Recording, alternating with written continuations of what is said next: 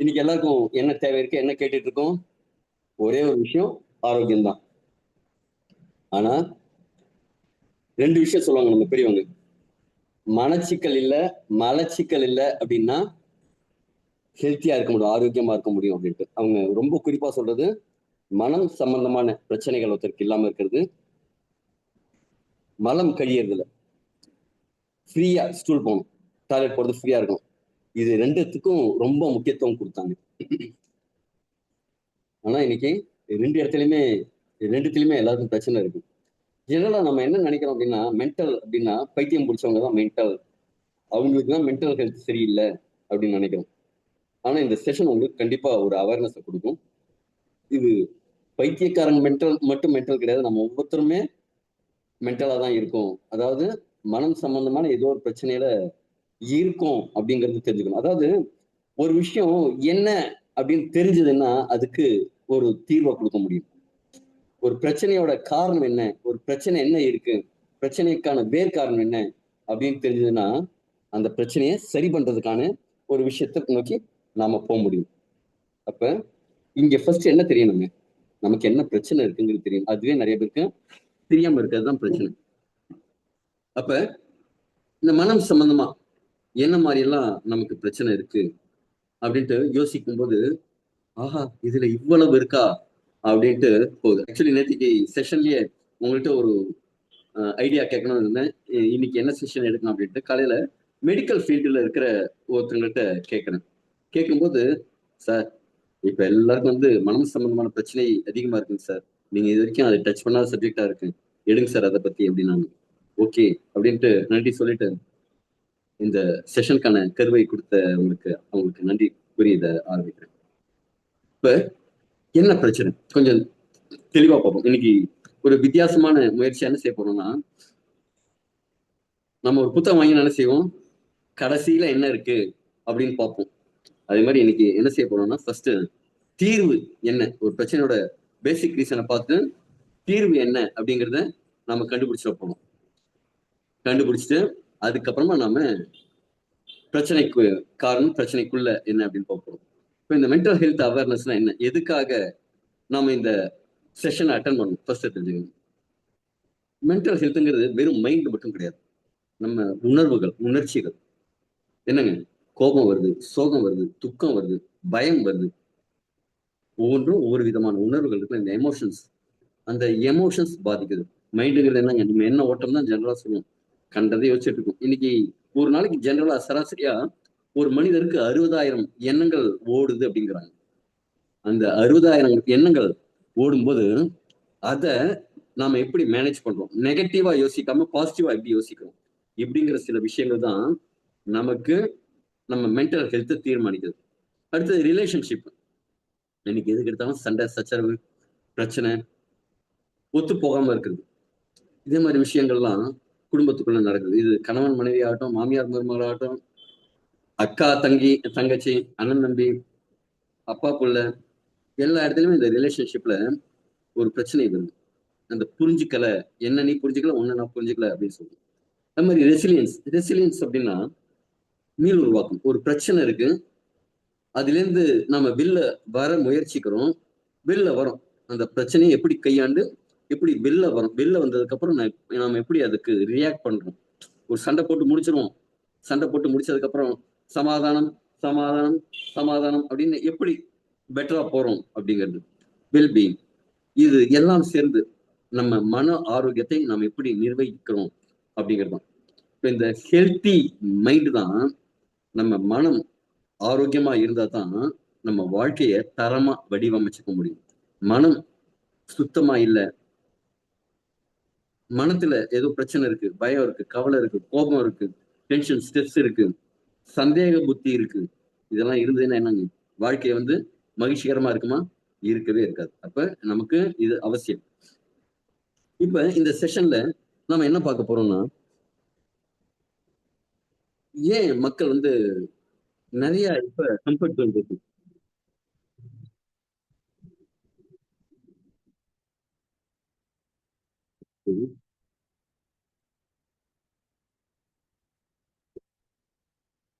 இப்ப நம்ம ஒரு கம்ஃபர்ட் ஜோன்ல நிறைய இருக்கும். ஒரு நல்ல வீடு இருக்கு, ஏதோ போக்குவரத்துக்கு ஒரு வண்டி இருக்கு, உடுத்திக்கிறதுக்கு உடை இருக்கு, அடுத்த வேலைக்கு சாப்பாடு இருக்கு. இதெல்லாம் இருந்தாலும் மக்களுக்கு வந்து அந்த சந்தோஷம் இன்மை அப்படின்னு ஏன் இருக்கு, மகிழ்ச்சி இன்மைன்னு ஏன் இருக்கு? ஏன் இன்னைக்கு ஸ்ட்ரெஸ் அப்படிங்கிறது ஒரு பார்ட் ஆஃப் லைஃப் ஆயிடுது? இன்னைக்கு ஸ்கூல்ல இருந்து பசங்க வரும்போது, அம்மா ஒரே டென்ஷனா இருக்குமா, ஒரே ஸ்ட்ரெஸ்ஸுமா அப்படி சின்ன குழந்தைங்க வாயில இருந்தாலும் இந்த ஸ்ட்ரெஸ்ஸுங்கிற வார்த்தை ரொம்ப காமன் ஆனதுக்கான ரீசன் என்ன? ஏன் கவலைகளும் மன அழுத்தமும் ரொம்ப வேகமா வளர்ந்துட்டு இருக்கு? சின்ன குழந்தைங்க, டீனேஜர், இவங்களுக்கெல்லாம் எமோஷனலா, அதாவது உணர்வு பூர்வமான பிரச்சனைகள்லாம் ஏன் அதிகமாயிட்டே இருக்கு? ஏன் நம்முடைய உறவுகள் உடைந்து போய் கொண்டே இருக்கிறது? இதெல்லாம் சரிங்க. ரொம்ப சக்சஸ்ஃபுல்லா இருக்கிற பீப்புள் எல்லாமும் மனதளவுல ஏன் உடைஞ்சு போயிருக்காங்க? இப்ப அந்த cafe coffee day owner Siddhartha பத்தி கேள்விப்பட்டிருக்கீங்க. ஒரு சின்ன ஃபிராக்ஷன் ஆஃப் செகண்ட்ல யோசிச்சு தற்கொலை பண்ணிக்கிறார். இப்ப இங்க ரீசெண்டாவும் இங்க சமீபத்துல ஒரு நபர் இதுல கூவம் ஆத்துல அந்த அடையார் பீச்சில இருந்து கீழே குதிச்சு தன் உயிரை நீக்கி கொண்டாங்க. இதே மாதிரி சக்சஸ்ஃபுல்லா இருக்கிற நபர்களும் ஏன் பிரேக் டவுன் ஆகிறாங்க? கூடவே நம்ம எல்லாம் சுற்றி இருக்கோம், கூடவே எல்லாரும் இருந்தாலும் எல்லாரும் ஏன் தனிமையா உணர்றாங்க? இதுக்கெல்லாம் காரணம் என்ன? இந்த காரணத்துக்கு நான் முன்னாடி சொன்ன மாதிரி என்ன, ஃபர்ஸ்ட் தீர்வை சொல்லிடுவோம். இதே மாதிரி பிரச்சனைகள்லாம் இருக்கு, இந்த தீர்வு என்ன அப்படிங்கறத ஃபர்ஸ்ட் சொல்லிடுவோம். ஏன் அப்படின்னா, இந்த செஷன் இன்னைக்கும் கொஞ்சம் எக்ஸ்ட்ரா டைம் எடுத்துக்கலாம். கடைசி நேரத்துல ஒரு முக்கியமான செஷன், நம்ம ப்ராடக்ட் என்ன, ப்ராடக்ட் நம்ம கொடுக்க போறோம், தீர்வு என்ன கொடுக்க போறோம் அப்படிங்கிறது கேட்கறதுக்கு சிலருக்கு வந்து நேரம் பற்றாமை இருக்கு அப்படின்னு சொல்றாங்க. அதனால வித்தியாசமா ஒரு முயற்சி பண்ணுவோம் அப்படின்ட்டு ஃபர்ஸ்ட், ஐயா இதே மாதிரி ஒரு பிரச்சனைக்கு இதுதான் தீர்வு, இந்த தீர்வை பிடிங்க அப்படின்னு சொல்லிட்டு, இந்த தீர்வு இல்லை அப்படின்னா, இந்த தீர்வு இல்லாம இருந்தா நம்ம வாழ்க்கை எப்படி பாதிச்சிருக்கும் அப்படிங்கிறதுக்கான இதுக்கப்புறமா மென்டல் ஹெல்த்தை பத்தி ஒரு ட்ரைனிங் செஷன் மாதிரி போவோம். Okay, elixir mix. இந்த எலிக்சர் மிக்ஸ் இப்ப நம்ம இந்த கேட்டகரி எல்லாம் சொன்னோம்ல, இதே மாதிரி பிரச்சனைகள்லாம் நமக்கு ஒவ்வொரு நாளும் இன்க்ரீஸ் ஆயிட்டே இருக்கு.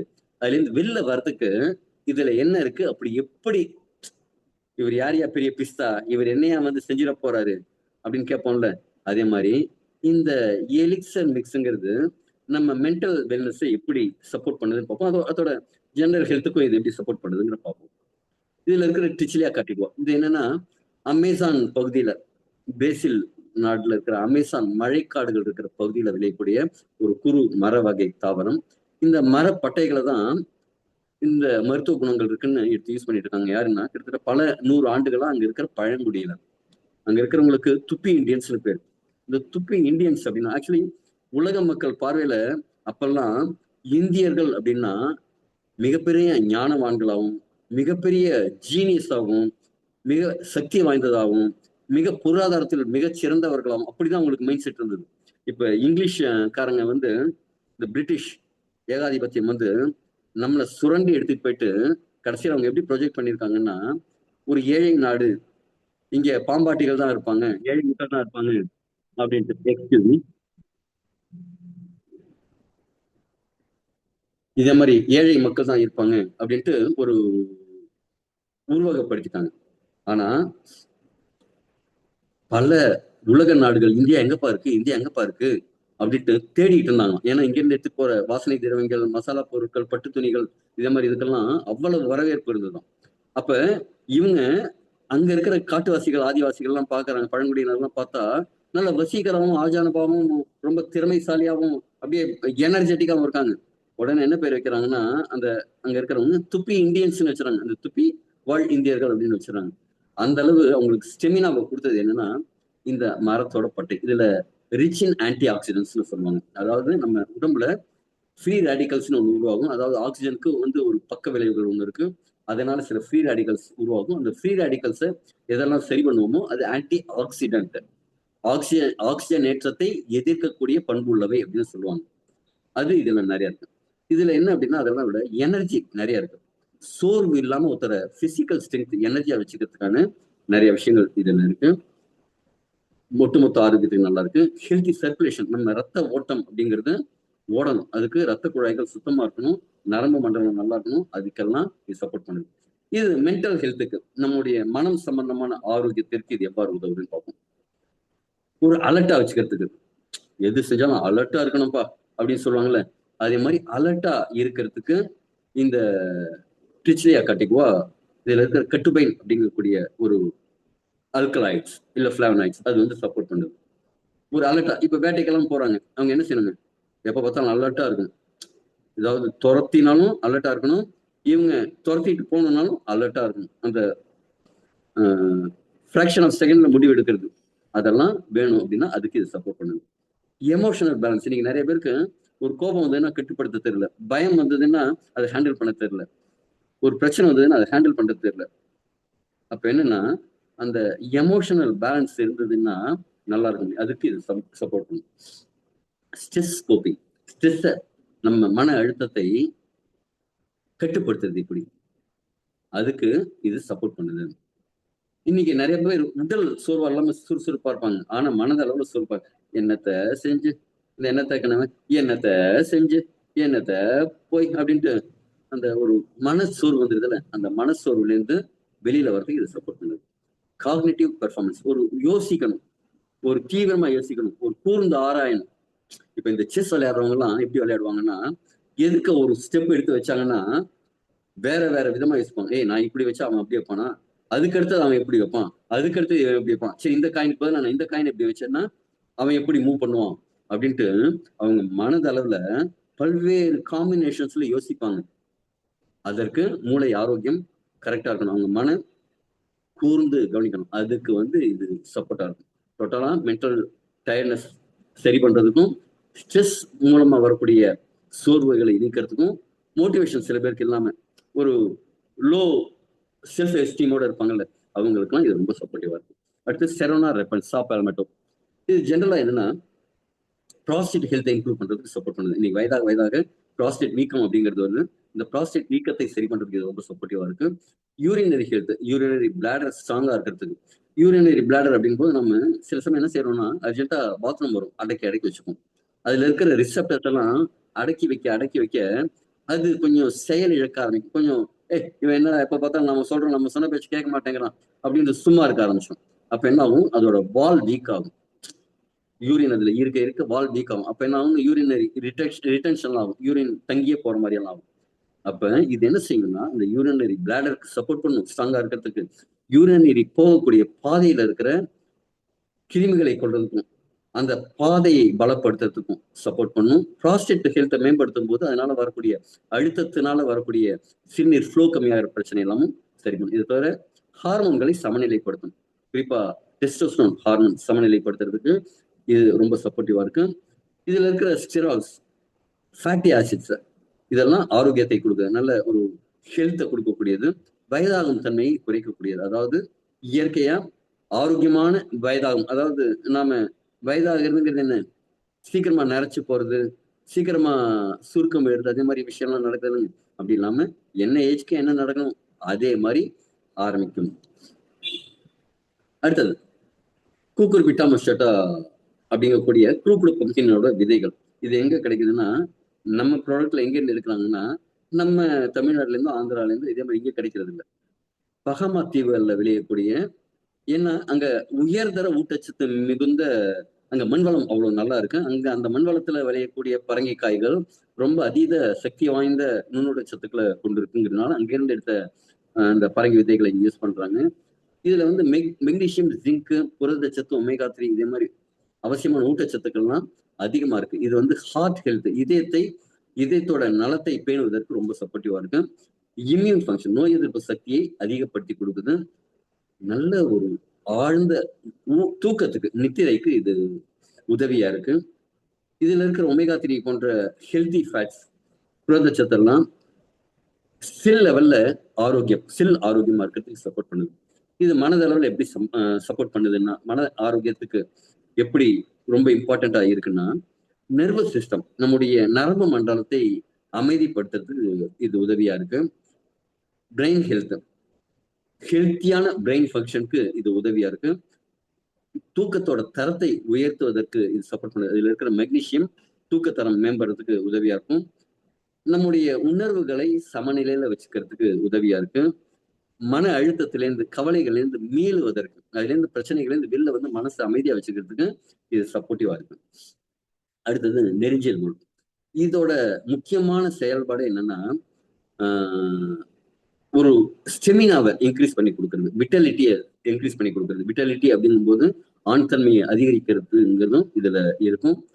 பிசிக்கல் எண்டூரன்ஸ், இப்போ ஓட்டப்பயிற்சி பண்றவங்க, பிசிக்கல் ஆக்டிவிட்டி பண்றாங்க, ஜிம் ஒர்க் அவுட் பண்றாங்க, அதாவது உடல் உழைப்பை அதிகமா உடல் மூலமா நிறைய உடற்பயிற்சிகளோ இல்ல விளையாட்டு வீரர்களாவோ இருக்காங்கன்னா அவங்களுக்கு அந்த உடல் சார்ந்த இயக்கத்தை தொடர்ந்து ரொம்ப நேரம் செய்யறதுக்கு சப்போர்ட்டிவா இருக்கும். இது எங்க எல்லாருக்கும் உபயோகப்படும். நான்லாம் எங்கெங்க ஓட்டப்பந்தயம் வீரரா, நான் ஜிம்மெல்லாம் ஒர்க் அவுட் பண்ணல அப்படின்னா வீட்டுல ஒரு ஒர்க் அவுட் பண்ணுவோம்ல இரவு நேரத்துல, அந்த ஒர்க் அவுட் பண்றதுக்கு நெடு நேரம் ஒர்க் அவுட் பண்றதுக்கு இது சப்போர்ட்டிவா இருக்கும். ரீப்ரொடக்டிவ் ஹெல்த், நம்முடைய இனப்பெருக்க மண்டல ஆரோக்கியத்தை மேம்படுத்தும், எனர்ஜி லெவல்ஸ் இன்க்ரீஸ் பண்ணி கொடுக்கும். ட்ரெடிஷனலா இதை எதுக்கு யூஸ் பண்ணாங்கன்னா சிறுநீரக கற்கள் கரைப்பதற்கும் சிறுநீரக ஆரோக்கியத்தை மேம்படுத்துவதற்கும் இது ரொம்ப பல 100 வருடங்களா, ஏன் ஆயிரக்கணக்கான வருடங்களா கூட சொல்லலாம், நம்ம சித்த மருத்துவத்திலையும் சரி சீன மருத்துவத்திலையும் சரி இதை யூஸ் பண்ணிட்டு இருக்காங்க. இதோட மனம் சம்பந்தமா ஒரு மோட்டிவேஷன், ஒருத்தருக்கு வந்து என்னங்க ஒரு ஊக்கம் கொடுக்கணும். ஊக்கம் வேணும் அப்படின்னா என்ன செய்யணும்? உடல் ஆரோக்கியமா இருக்கணும், மனம் ஆரோக்கியமா இருக்கணும், எல்லாமே இருந்ததுன்னா அந்த ஊக்கம் அதிகமாகும். இந்த மோட்டிவேஷன் இன்க்ரீஸ் பண்றதுக்கும் ஒரு நம்பிக்கை தன்மை கொடுக்கறதுக்கும் மென்டல் எனர்ஜியை அதிகப்படுத்துறதுக்கும் சோர்வை குறைப்பதற்கும் இது ரொம்ப சப்போர்ட்டிவா இருக்கு. அடுத்தது ரெட் பீச் ஸ்டெம் செல்ஸ். இது ஜெனரல் ஹெல்த் பெனிஃபிட்ஸ் என்ன அப்படின்னா இதுல இருக்கிற ரிச் ஆன்டி ஆக்சிடென்ட் நம்ம உடம்புல இருக்கிற ரிப்பேரை சரி பண்றதுக்கு உதவுது. ஆக்சிஜனேற்ற அழுத்தத்தால வரக்கூடிய பக்க விளைவுகளிலிருந்து நம்ம உடம்பை பாதுகாக்குது. ஸ்கின்னோட குவாலிட்டியை மேம்படுத்துது. நல்ல இயற்கையா ஒரு குழந்தைக்கு எப்படி ஸ்கின் இருக்கும், நல்ல ஒரு ஷைனிங்கா, ஒரு மாய்ஸ்சரோட அதாவது ஒரு ஈரப்பதத்தோட, ஒரு மீளுருவத்தை அந்த ரப்பர் மாதிரி ஒரு எலாஸ்டிசிட்டியோட இருக்குல்ல, அதே மாதிரி நம்ம எல்லாருக்குமே இந்த ஸ்கின்னோட குவாலிட்டி இம்ப்ரூவ் பண்ணி கொடுக்கும். வயதாகும் தன்மையை சிறப்பா குறைத்து ரொம்ப ஸ்லோ ஏஜிங்கா பண்ணி கொடுக்கும். இதுல இருக்கிற ஆன்டி ஆக்சிடென்ட்ஸ் மனது அளவுலையும் ரொம்ப சப்போர்ட் பண்ணி கொடுக்குது, உடல் அளவுலையும் சப்போர்ட் பண்ணி கொடுக்குது. செல் ப்ரொடக்ஷன், ஒவ்வொரு செல்லும் அதுக்குள்ள இருக்கிற மைட்டோகாண்ட்ரியா வரைக்கும் இது வந்து சப்போர்ட் பண்ணி கொடுக்கும், ஆரோக்கியமா இருக்கிறதுக்கு சப்போர்ட் பண்ணி கொடுக்குது. ஏதாவது ஒரு செல் ரிப்பேர் ஆயிடுச்சுன்னா இதுல இருக்கிற ஸ்டெம் செல் அந்த செல்லாவே மாறி அந்த செல்லை புதுப்பிக்கும் வேலையில ரொம்ப அழகா பண்ணி கொடுக்குது. ஸ்கின்னோட நம்ம உடம்புலயே மிகப்பெரிய ஆர்கன் எதுன்னா நம்ம தோல் தான். அந்த தோல் வந்து எப்போதுமே தெம்பா இருக்கணும், அந்த தெம்பா இருக்கிறதுக்கு இது சப்போர்ட் பண்ணுது. தோலோட மட்டும் இல்ல உடலோட ஆக்சிடேட்டிவ் ஸ்ட்ரெஸ்ல இருந்து பாதுகாக்குது. ஓவராலா இருக்கிற வெல்னஸ் அதுக்கு சப்போர்ட் பண்ணுது. அடுத்து எபிபீடியம் கிராண்டிஃப்ளோரம், இதை ஹார்னி கோட் வீடுன்னு சொல்லுவாங்க. ஹார்னி கோட் வீடுனா என்னங்க? ஒரு ரவுடி ஆட்டு தாவரம்னு தமிழாக்கம் பண்ணலாம். இதை எடுத்துக்கும் போது ஆடுகள், அங்க சில ஆட்டு இடையர்கள் தான் இதை கண்டுபிடிக்கிறாங்க. இது ஒரு 1500 வருஷத்துக்கு முன்னாடி நடந்த கதை. ஒரு மேய்ச்சல் இருக்கும்போது சில ஆடுகள் மட்டும் ரொம்ப மும்முரமா இனச்சேர்க்கையில மீண்டும் மீண்டும் ஈடுபடுது. அது எதை சாப்பிட்டுட்டா இவ்வளவு காம வேட்கையோட இருக்கு அப்படின்னு பார்க்கும்போது இந்த ஹார்னி கோட்பீட் அப்படிங்கக்கூடிய எபிமீடியம் கிராண்டிஃப்ளோரம் இந்த தாவரத்தை சாப்பிட்டுட்டு தான் இது இனப்பெருக்க வேலையில ரொம்ப தீவிரமா ஈடுபடுதுன்னு பாக்குறாங்க. இது வந்து நம்ம ரத்த ஓட்டத்தை மிகைப்படுத்தி கொடுக்குது. எப்படின்னா நம்ம உடம்புல இயற்கையாவே நைட்ரிக் ஆக்சைடை உற்பத்தி பண்ணி ரத்த குழாய்களை விரிவடை செய்யும் போது ரத்த ஓட்டமும் சீராகவும் வேகமாகவும் எல்லா இடத்துக்கும் பரவும். நம்ம முடியல 16ல ஒரு பங்கு இருக்கிற கேபிலரிஸ்ன்னு சொல்லுவாங்க, அந்த கேபிலரிஸ் வழியா கூட ரத்தம் வந்து தடையில்லாம பாயறதுக்கு இது சப்போர்ட் பண்ணுது. அப்படி இருக்கும்போது என்ன ஆகும்னா இந்த எரெக்ஷன் ப்ராப்ளம், எரெக்டைல் டிஸ்ஃபங்க்ஷன் சொல்லக்கூடிய பிரச்சனைகளுக்கு உடனடி தீர்வா இருக்கு. விட்டாலிட்டியை இன்க்ரீஸ் பண்ணி கொடுக்குது. பிசிக்கல் என்டூரன்ஸ், அதாவது உடல் இயக்கங்களை அதிகப்படுத்தி கொடுக்குது. வயதாகும் தன்மை இதுவும் குறைத்து கொடுக்குது. இது எனர்ஜியை அதிகப்படுத்தி கொடுக்கறதுனால என்ன ஆகும்னா சோர்வு இருக்காது. சோர்வு இல்லை அப்படிங்கும் போதே எனர்ஜி இருக்கும்போது என்ன ஆகும்னா மனது வந்து மூளை நிறைய வேலை செய்யும். இதுல அந்த ரத்த ஓட்டம் அதிகமாகும் போது என்ன ஆகும்னா மூளைக்கு தேவையான ரத்தமும் கிடைக்கும். நம்ம உடம்புல நீங்க சாப்பிட்ற சாப்பாடுல 25% சுகர்னு சொல்லுவோம்ல, அந்த எனர்ஜியை எடுத்துக்கிறது யாரா அப்படின்னா நம்ம மூளை. நீங்க சுவாசிக்கிற காத்துல இருக்கிற அந்த ஆக்சிஜன் அதுல கால்பகுதி யார் எடுத்துக்கிறாருன்னா இந்த குட்டியா மேல இருக்கிற மூளை. அது போக மீதி 75% தான் உடம்புக்கு. அப்ப இந்த ரத்த ஓட்டம்லாம் மேம்படும் போது, ரத்த குழாய்களோட ஆரோக்கியம் மேம்படும் போது மூளைக்கு தேவையான ஆக்சிஜனும் நியூட்ரியன்ட்டும் ரொம்ப அபரிமிதமா கிடைக்கும். அப்ப என்ன செய்யும்? மனசு அமைதியா இருக்கும். இந்த லேடிஸ் எல்லாம் பாருங்களேன், இந்த 40 வயதுக்கு மேல நாய் குணம்பாங்க. இந்த பீரியட்ஸ் டைம் அதே மாதிரி எல்லாம் வரும்போது அவங்க மூட் ஸ்விங் ஆகும். இந்த 40 வயதுக்கு மேல மனப்பாஸ் வரும்போது தொடர்ந்தே அவங்க ஒரு கோப நிலையில இருப்பாங்க, டென்ஷன் ஸ்ட்ரெஸ்ல இருப்பாங்க. அதுக்கெல்லாம் காரணம் என்ன அப்படின்னா அவங்க உடல்ல நடக்கக்கூடிய பயாலஜிக்கல் மாற்றங்கள் தொடர்ந்து இருக்கும். இந்த இதை எடுத்துக்கும் போது அந்த மென்டல் சம்பந்தமான ரத்த ஓட்டம் போகும், உடம்பு முழுக்க தேவையான ஒவ்வொரு செல்லுக்கும் தேவையான சத்துக்கள் போகும்போது ஒவ்வொரு செல்லும் அமைதியா இருக்கும்போது அவங்களுக்கு இந்த பிரச்சனையிலிருந்து வெளில வரதுக்கான வாய்ப்பு இருக்கு. இதனால இன்னும் குவாலிட்டி ஆஃப் லைஃப் இன்க்ரீஸ் ஆகும். அடுத்தது கார்டிசெப்ஸ் அப்படிங்கிற காளான். இது ஒரு கம்பளி பூச்சி மாதிரி இருக்கக்கூடிய ஒரு காளான். இது என்ன செய்யணும்னா எனர்ஜியை ப்ரொடக்ஷன் பண்ணும். நம்ம ஏடிபியில போய் எனர்ஜி ப்ரொடக்ஷன் பண்றதுக்கு இது யூஸ் ஆகும். ஆக்சிஜனை உடல் முழுசா எடுத்துக்கிறதுக்கு சப்போர்ட் பண்ணும். அதனால சுவாச மண்டலம் அப்படிங்கிறது மேம்படும். இப்ப இந்த வீசிங்ல மூச்சு விடுறது கஷ்டப்படுறவங்க எல்லாம் பாருங்களேன், அவங்களுக்கு தூக்கம் நல்லா இருக்காது, ஒரு மாதிரி டென்ஷன் ஸ்ட்ரெஸ்டாவே இருப்பாங்க, நிறைய மன அழுத்தத்திலும் இருப்பாங்க. இந்த ரெஸ்பிரேட்டரி ஹெல்த் மேம்படும் போது, அதாவது சுவாச ஆரோக்கியம் மேம்படும் போது மனதுக்கான ஆரோக்கியமும் மேம்படுது. இது பிசிக்கல் எண்டூரன்ஸ் அதிகப்படுத்துது. இதை குறிப்பா 1963 ஒலிம்பிக்ல சீன வீரர்களுக்கெல்லாம் கொடுத்து அதிகபட்சமான தங்க பதக்கங்களை அவங்க பெற்றதா ஒரு வரலாறு உண்டு. அது மட்டும் இல்ல, இது நோய் எதிர்ப்பு சக்தியை அதிகரிக்கும். அடாப்டோஜெனிக், அதாவது ரெசிலியன்ஸ். நம்ம உடல் உழைப்பு பண்றோம், அப்ப என்ன உள்ளுக்குள்ள சில டேமேஜ் ஆகும், அந்த டேமேஜஸ்ல இருந்து வெளில வர்றதுக்கு சப்போர்ட்டிவா இருக்கும். இது மன அழுத்தத்தை போக்கக்கூடியதாகவும் இருக்கு. மென்டல் ஸ்டெமினா, உடலுக்கு மட்டும் இல்ல மனதுக்கும் ஒரு சோர்வு இல்லாம ஒரு ஸ்டெமினாவை கொடுக்கறதுக்கு சப்போர்ட்டிவா இருக்கு. சோர்வை மொத்தமா குறைக்குது. ஃபோக்கஸ, ஒரு கூர்ந்து கவனிக்கும் திறனை, ஒரு கான்சென்ட்ரேஷன் அதிகரிக்கிறதுக்கு ரொம்ப உதவியா இருக்கு. இதுவும் இந்த மீளுருவாக்கம் அப்படிங்கிறது பண்ணுது, மென்டலாவும் சரி பிசிக்கலாவும் சரி. ஸ்டிவியா ரபோடியானா இது மனம் சம்பந்தமா இல்லைன்னாலும் உடல் சம்பந்தமா சுகர் இன்டேக்கை கம்மி பண்ணி கொடுக்குது, பிளட் குளுக்கோஸ் லெவலை மெயின்டைன் பண்ணுது, ரத்த அழுத்தத்தை குறைப்பதற்கு சப்போர்ட் பண்ணுது. நம்ம இதுல ப்ராடக்ட்ல இருக்கிற ஒரு இனிப்பு தன்மைக்கு காரணமா இது இருக்கு. பாசிஃப்ளோரா இது ஜென்ரலி என்னன்னா ரிலாக்ஸேஷனுக்காக யூஸ் பண்ணுது. சிறுபூனை காலின்னு நம்ம சொல்லுவாங்க. இதுல இருக்கிற பழம் கூட எடிபிள் தான், அதாவது சாப்பிடக்கூடியது தான். இது தூக்கத்தோட ஆரோக்கியத்தை மேம்படுத்துது, மனதை அமைதிப்படுத்தி கொடுக்குது, காம்னஸ் பண்ணுது. இது முழுக்க முழுக்க ஹெர்பல் ப்ராடக்ட். இந்த சாரி, மலர் மருத்துவம்லாம் சொல்லுவாங்கல்ல, அதுல எல்லாம் கூட இதே மாதிரி மலர்கள் மூலமா மன அமைதிப்படுத்த முடியும் அப்படின்னு சொல்லுவாங்க. இது ரிலாக்ஸேஷன் பண்ணும்போது என்ன ஆகும்னா, இதுவும் அந்த மெனோபாஸ் டயத்துல வரக்கூடிய மூட் ஸ்விங்ஸ் எல்லாம் இருக்குல்ல, அதை கட்டுப்படுத்துறதுக்கு இது சப்போர்ட்டிவா இருக்கு. ஆங்ஸைட்டி சிம்டம்ஸ், கவலைக்கான காரணங்கள் வரும்போது அதெல்லாம் சரி பண்றதுக்கு ரொம்ப உதவியா இருக்கு. ஸ்லீப் குவாலிட்டி இன்க்ரீஸ் பண்ணும்போது நம்ம உடம்புல ரிப்பேரிங் நல்லா இருக்கு, மன அழுத்தமும் கரெக்டா இருக்கு. இது மட்டும் இல்ல, நம்ம நரம்பு மண்டலங்களையும் இது அமைதிப்படுத்துது. எமோஷனல் காம்னஸ், இன்னைக்கு ஒரு கோபம், சில பேருக்கு பாத்தீங்கன்னா கோபம் வரும், சில பேருக்கு பாத்தீங்கன்னா கோபம் வராது. அப்ப ஒரே ஒரு நிமிஷம், எக்ஸ்ட்ரீம்லி சாரி, நான் ஒரு மீட்டிங்ல இருக்கேன், நான் மீட்டிங் முடிச்சு ஒரு 9:30 மேல கூப்பிடுறேன்.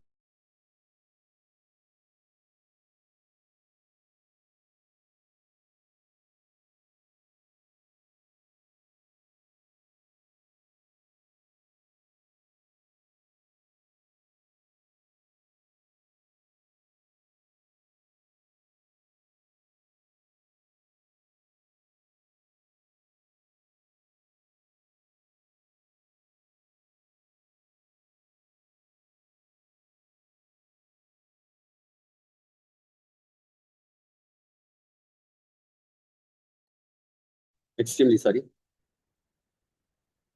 இப்ப இந்த ஸ்ட்ரெஸ் மேனேஜ்மெண்ட்டுக்கு இது ரொம்ப உதவியா இருக்கு.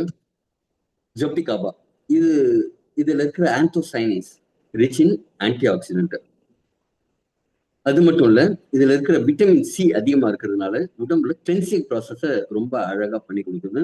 இது இதயம் சம்பந்தமாவும் ரத்த ஓட்டம் சம்பந்தமாவும் இருக்கிற பிரச்சனைகளுக்கு தீர்வா இருக்கு. வயதாகும் தன்மை இதுவும் குறைத்து கொடுக்குது. ஆக்சிஜனேற்ற அழுத்தத்தால உள்ள இருக்கிற உறுப்புகள் பாதிக்கப்படுறதுல இருந்து இது காப்பாத்துது. ஆக்சிஜனேற்ற அழுத்தத்தினால்தான் கேன்சரும் வரதா சொல்றாங்க. ஜப்டிகாபாவோட மென்டல் ஹெல்த், மனம் அமைதியா இருக்கிறதுக்கு என்ன, பிரெயின் வந்து ஆக்டிவா இருக்கும், பிரெயின் ஆக்டிவா இருக்கிறதுக்கு ஃபங்க்ஷன் இது உதவியா இருக்கு. காக்னிட்டிவ் ஏஜிங்னு சொல்லக்கூடிய ஒரு அந்த வயதாகும் ப்ராசஸை வந்து சீர்படுத்தி கொடுக்குது. நியூரோலாஜிக்கல் ஹெல்த், நம்ம நரம்பு மண்டலம் ஸ்ட்ராங்கா இருக்கிறதுக்கும் சப்போர்ட்டிவா இருக்கு. பிளிகியா, இது குறிப்பா இது என்ன அப்படின்னா வெயிட் மேனேஜ்மெண்ட்டுக்கு ரொம்ப சப்போர்ட்டிவா இருக்கு. இதுல இருக்கிற புரதச்சத்தும் ஒமேகா 3 போன்ற நியூட்ரியன்ஸ் வந்து நிறைய சப்போர்ட்டிவா இருக்கு. இப்ப ஓவராலா மென்டல் ஹெல்த்ல என்னங்க, நாம ஒரு விஷயத்த நினைக்கிறோம், அது எப்படி நினைக்கிறோம், எப்படி யோசிக்கிறோம், அது அதை பொறுத்துதான் நம்ம மென்டல் ஹெல்த் இருக்கு. நாம ஒரு விஷயத்த நெகட்டிவா யோசிக்கிறோமா, பாசிட்டிவா யோசிக்கிறோமா, இதை சரி பண்ணும் அப்படின்னு நினைக்கிறோமா, இல்ல இதனால நமக்கு பிரச்சனை வரும்னு யோசிக்கிறோமா, நம்ம யோசனை இருக்குல்ல, அந்த யோசனை. அடுத்தது உணர்வுகள். இது நடந்தா நல்லா இருக்குமே அப்படின்னு நினைப்போம். ஐயோ இது நடந்ததுன்னா என்ன செய்யறது அப்படின்னு பயம் இருக்கும். அந்த உணர்வுகள். அடுத்தது பிஹேவ். நம்ம எப்படி செயல்படுறோம், நம்ம எண்ணத்துக்கு எப்படி நம்ம ரிஃப்ளெக்ட் பண்றோம், ஒரு விஷயத்த நாம எப்படி ஹேண்டில் பண்றோம், இதே மாதிரி நிறைய விஷயங்கள் இருக்குல்ல. இத இந்த பிஹேவியர் அப்படிங்கறத நாம எப்படி பண்றோம், இதற்கும் இது சப்போர்ட்டிவா இருக்கு. அடுத்தது ஹேண்டில், ஸ்ட்ரெஸ் நம்ம எப்படி எடுத்துக்கிறோம், ஹேண்டில் பண்றோம், இதுவும் நம்ம மென்டல் ஹெல்த் எப்படி இருக்குங்கிறத பொறுத்து இருக்கு. ரிலேஷன்ஷிப், நம்ம உறவுகள், நம்ம கூட இருக்கிற மக்கள். ஒரு நிமிஷம்.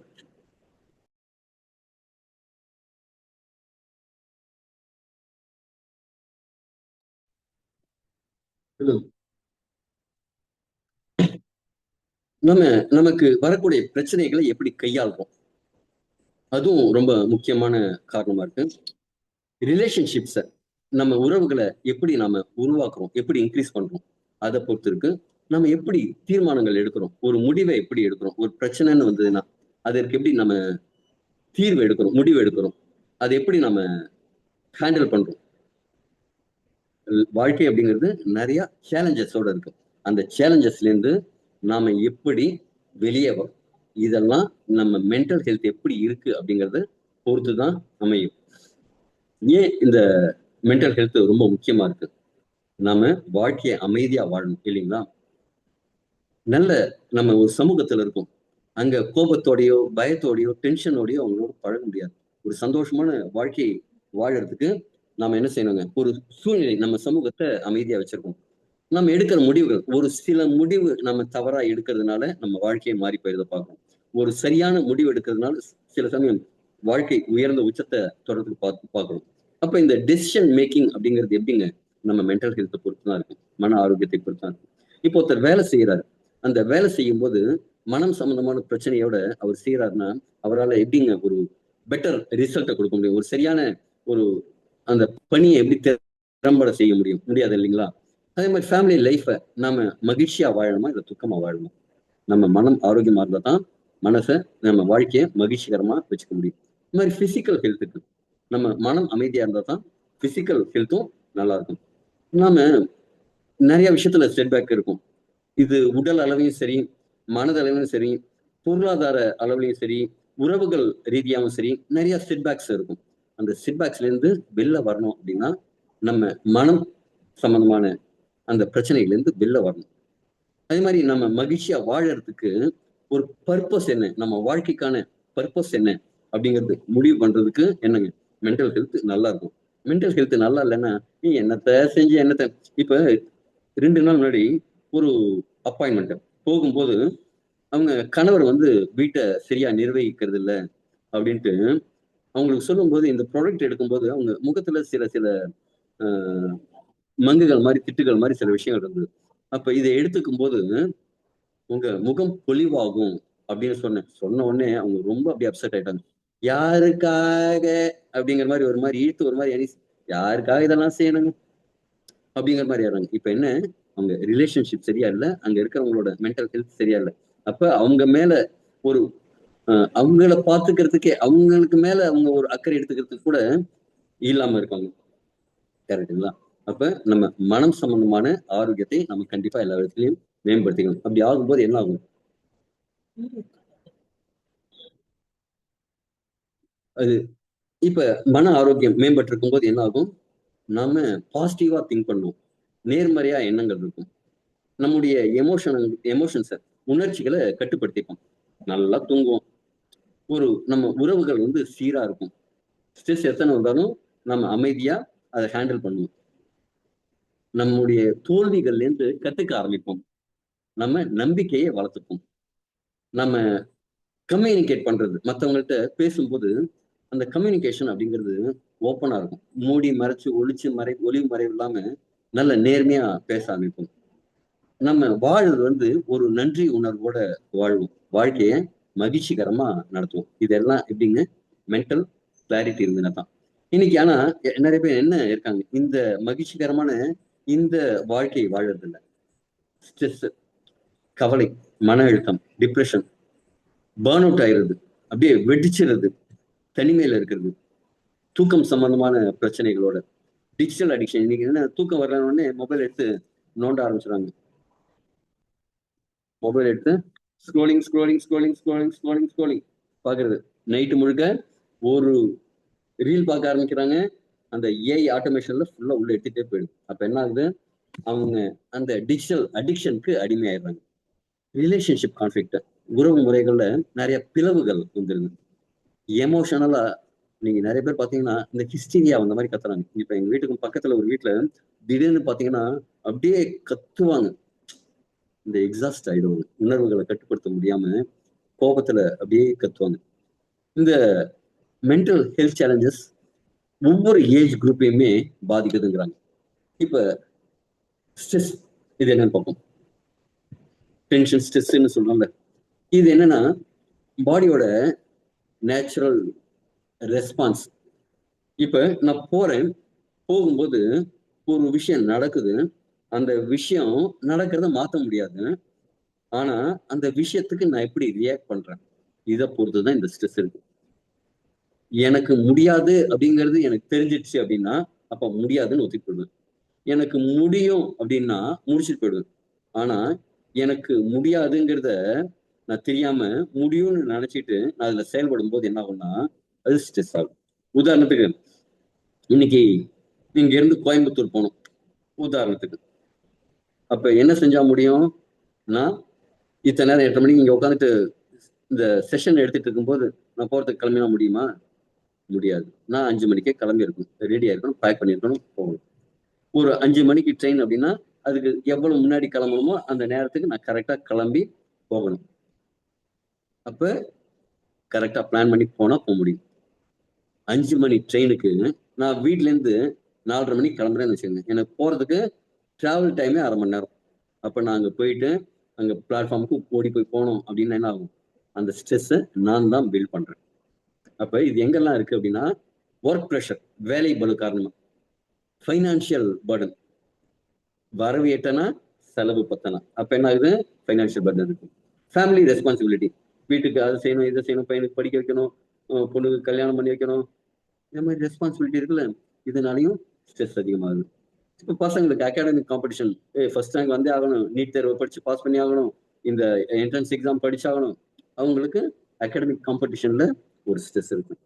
இதெல்லாம் தவிர ஹெல்த் கன்சர்ன், நடந்தா மூச்சு வாங்குது, படியேறினா மூச்சு புசு புசுன்னு வாங்குது, இந்த ஹெல்த் கன்சர்ன். எதிர்காலம் எப்படி இருக்கும்னு தெரியாம ஒரு கவலை, இதெல்லாம் பாத்தீங்கன்னா ஸ்ட்ரெஸ் ஆகுது. இந்த ஸ்ட்ரெஸ்னால நமக்கு உடம்புல என்ன பாதிப்பு வருது? ஹெட்ஏக், சோர்வு, தூக்கமின்மை, எரிச்சல், எதுக்கு எடுத்தாலும் ஒரு எரிச்சல், ஒரு கவனம் இல்லாம இருக்கிறது, மசில் டென்ஷன், இந்த கிராம்ப் பிடிச்சிருது, மசில் டென்ஷன், இந்த மாதிரி எல்லாம் இதெல்லாம் ஸ்ட்ரெஸ்க்கான பிரச்சனைகள், ஸ்ட்ரெஸ்க்கான ரீசனும் அதனால வரக்கூடியது. ஆங்ஸைட்டி டிசார்டர்ஸ், மன கவலைகள்னால வரக்கூடியது. ஒரு கான்ஸ்டன்டா ஒரு ஃபியர் இருக்கு, இப்படி ஆயிடுமோ அப்படி ஆயிடுமோ ஒரு பயம், ஓவர் திங்கிங், இவங்க நடக்காததெல்லாம் நடந்துட்ட மாதிரி வேற கற்பனை பண்ணிக்கிறது, பேனிக் அட்டாக்ஸ், அப்படியே பயந்துட்டு. இப்ப இந்த ஜனநாயகன் பாத்துருந்தீங்கன்னா அந்த பொண்ணு வந்து சிட்டுன்னு பேனிக் ஆகி அட்டாக் ஆகுதுன்னு சொல்லுவாங்கல்ல, அதே மாதிரி ஸ்வெட்டிங். சில பேருக்கு என்னன்னா அப்படியே வேர்த்து கட்டும், ஒரு இடத்துக்கு போனா வேர்த்து கட்டும், பல்பிட்டேஷன் அதிகமாகும், இதய துடிப்பு அதிகமாகும், ரெஸ்ட்லெஸ்ஸா இருப்பாங்க. அப்படியே இந்த கையெல்லாம் பாத்தீங்கன்னா அப்படியே இந்த தாவணி எல்லாம் தீரிட்டு இருப்பாங்க, காலால கோலம் போடுவாங்க, அப்படியே அந்த இதெல்லாம் பார்த்துருப்பீங்களா, ஏதாவது நோண்டிக்கிட்டே இருப்பாங்க. அதெல்லாம் ரெஸ்ட்லெஸ்க்கான அறிகுறி. ரிலாக்ஸ் ஆகாம அப்படியே அந்த டென்ஷனாகவே இருக்கிறது. இதனால என்ன ஆகும்னா மக்களை தவிர்ப்பாங்க, மக்களோட பேசுறத தவிர்க்கிறது, ஒர்க் பெர்ஃபார்மன்ஸ் கம்மியா இருக்கும், அவங்களோட வேலை திறன் வந்து கம்மியா இருக்கும், நம்பிக்கை குறையும், எமோஷனலா எக்ஸாஸ்ட் ஆயிடும். இதெல்லாம் வந்து கவலையினால வரக்கூடிய பிரச்சனைகள். டிப்ரெஷன், மன அழுத்தம், இது சேட்னஸ், சோகமா இருக்கிறது, சோகமா இருக்கிறது தாண்டி மன அழுத்தம்னு சொல்றது. இதனால என்ன ஆகும் அப்படின்னா ஒரு இன்ட்ரெஸ்ட் இல்லாம போயிடுது, ஒரு நம்பிக்கையின்மை இருந்தது, ஒரு எப்போதும் சோகமாவே இருக்கிறது. பாருங்க, நிறைய பேர் வந்து ஸ்டேட்டஸ்ல சோகம் போட்டாவே அப்படியே ட்ரெயின் மாதிரி வச்சு தருவாங்க. எனர்ஜி கம்மியா இருக்கிறது, தூக்கத்தோட தரம் கம்மியா இருக்கிறது, பசியின்மை அடிக்கடி மாறுது. அந்த அப்படைட் பசிங்கிற உணர்வு சில சமயம் பிங்கிட்டிங் நிறைய சாப்பிடுவாங்க, சாப்பிடுவாங்க, சில சமயம் சாப்பிடவே மாட்டாங்க. ஐயா நான் வந்து ஒருத்தர்ல பாத்துக்கலாம் அப்படின்ட்டு ஒரு லோ எஸ்டீம் இருக்கிறது, ஒரு கவனம் செலுத்துவதுல குறைபாட்டோட இருக்கிறது. இதனால என்ன ஆகும்? இதனால ஏற்படக்கூடிய விளைவுகள் என்ன? ரிலேஷன்ஷிப்ல ப்ராப்ளம், வேலை செய்யற இடத்துல பிரச்சனை, தனிமை. இதெல்லாம் விட சில பேர் தன்னைத்தானே வருத்திக்கிற விஷயங்கள் எல்லாம் செய்வாங்க. இது சில இடத்துல எஸ்டீமாவும் போறத பாக்குறோம். அப்ப டிப்ரெஷன்ல இருந்து நம்ம வெளில வரணும். பேர்ன் அவுட், இது எமோஷனலா, மென்டலா, பிசிக்கலா எல்லாத்துலயும் எக்ஸாஸ்ட் ஆயிருது. மொத்தமா அப்படியே வெடிச்சிடுற மாதிரி வருது.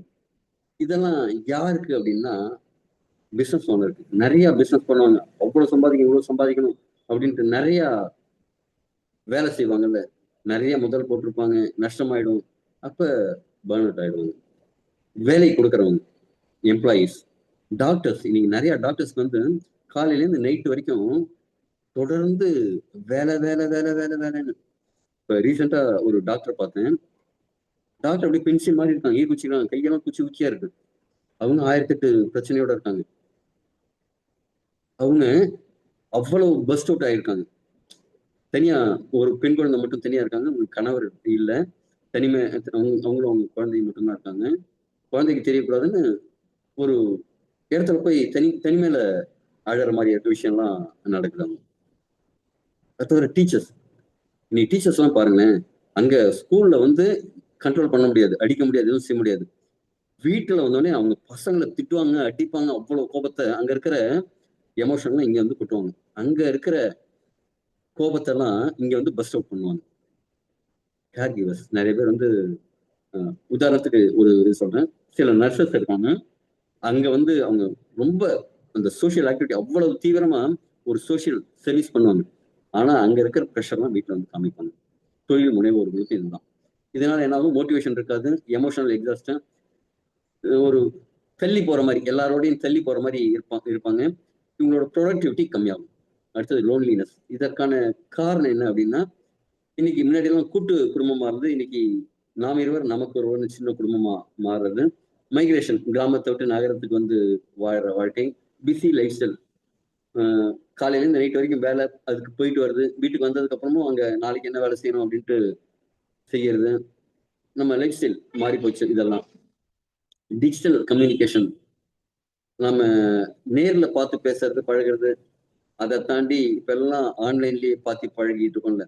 அப்ப அதனால வரக்கூடிய தனிமை, கம்யூனிட்டியோட இல்லாம, இது இன்னைக்கு கூட பாத்தீங்கன்னா ஒரு பெரிய அசோசியேஷன்ல இருக்காங்க, வாட்ஸ்அப்ல தான் பேசிக்கிறாங்க.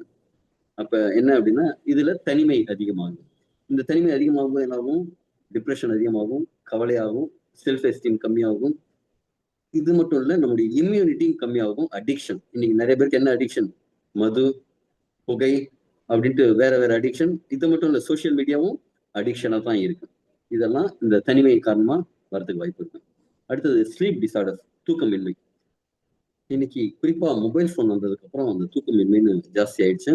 ஸ்ட்ரெஸ் காரணமா ஷிஃப்ட் ஒர்க். இன்னைக்கு நிறைய பேர் night shift, morning shift, late night shift அப்படின்ட்டு, அதாவது யூஎஸ்க்கு ஷிஃப்ட், யூகே ஷிஃப்ட் அப்படின்னு அந்த நாட்டுக்கு நேரத்துல நாம வேலை செய்யுது அப்படிங்கிறதெல்லாம்.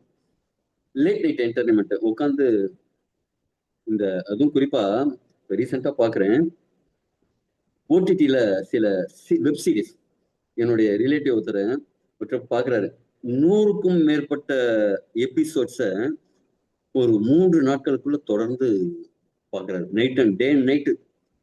தூங்குற நேரம் கம்மி, மீதி நேரம் எல்லாத்தையும் பார்த்து அவர் பெட்ல படுத்து சிரிச்சுட்டே இருக்காரு. நல்ல வேலை, சிரிக்கிற மாதிரி ஒரு விஷயத்த பாக்குறாருன்னு வச்சுங்க, நல்ல ஸ்ட்ரெஸ் பஸ்டராகவும் இருக்கும். ஆனா அதுக்காக தூக்கத்தை கெடுத்துட்டு பாக்குறதெல்லாம் கெடுதல். இந்த மாதிரி புவர் லைஃப் ஸ்டைல் ஹேபிட். அது என்னங்க புவர் லைஃப் ஸ்டைல் ஹேபிட்?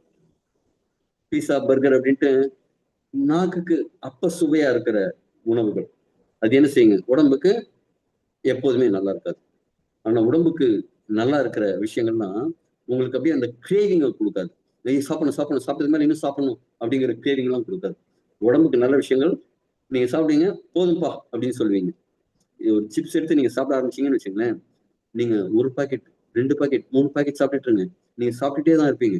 அந்த போதும் என்ற மன நிறைவே வராது. இதெல்லாம் என்னங்க? இதனால என்ன ஆகும்? மூட் ஸ்விங் அதிகமாகும், மெமரி ப்ராப்ளம் அதிகமாகும், நம்முடைய இம்யூனிட்டி நோய் எதிர்ப்பு சக்தி கம்மியாகும், வெயிட் அதிகமாகும், ப்ரொடக்டிவிட்டி கம்மியாகும். இப்ப நைட் எல்லாம் தூங்கல, காலையில 10 மணி வரைக்கும் தூங்கிட்டு இருக்கீங்க. தூங்கி எழுந்ததுக்கு அப்புறம் உடனே வேலைக்கு போக முடியுமா? வேலை செய்ய முடியுமா? சாப்பிட்டதுக்கு அப்புறம் சோர்வு, திருப்பி அந்த சோர்வு போறதுக்கு திருப்பி சாப்பிட்டதுக்கு அப்புறம் தூக்கம். பகல தூக்கம் தூங்கும் போது திருப்பி அந்த ப்ரொடக்டிவிட்டி அப்படிங்கிறது போயிடும். அடிக்ஷன், முன்னாடி ஒரு அடிக்ஷன் ஒரு வார்த்தை சொன்னால, இது ஆல்கஹால், ஸ்மோக்கிங், இதெல்லாம் தாண்டி ட்ரக்ஸ்ன்னு வேற போயிடுச்சு. இதை தவிர இந்த சீட் விளையாடுறது இதே மாதிரி அதெல்லாமும் அடிக்ஷன் தான். கேமிங், இன்னைக்கு சில பேர் பாத்தீங்கன்னா எப்ப பார்த்தாலும் உட்காந்து கேம் விளையாடிட்டே இருக்காங்க. சோசியல் மீடியா, இதெல்லாம் விட இன்னொரு முக்கியமான விஷயம் இருக்கு, போர்னோகிராஃபி. இந்த பாலியல் ஆர்வத்துக்காக கண்டதை பார்க்கறது அப்படிங்கிறது, இதெல்லாம் அந்த நேரத்துக்கு ஒரு மகிழ்ச்சியை கொடுக்குற மாதிரி இருக்கும், ஒரு டெம்பரரி ரிலீஃப் கொடுக்குற மாதிரி இருக்கும். ஆனா அதனால வரக்கூடிய பக்க விளைவுகள் அப்படிங்கிறது ஜாஸ்தி. அதனால வரக்கூடிய மன அழுத்தங்கள் ஜாஸ்தி. போர்னோகிராஃபி எல்லாம் பாக்குறாங்க அப்படின்னா அவங்களோட மன அழுத்தம் அப்படிங்கிறது ரொம்ப அதிகமா இருக்கும். அவங்க மாதிரி நம்மளால செயல்பட முடியலையே அப்படிங்கிற மாதிரி.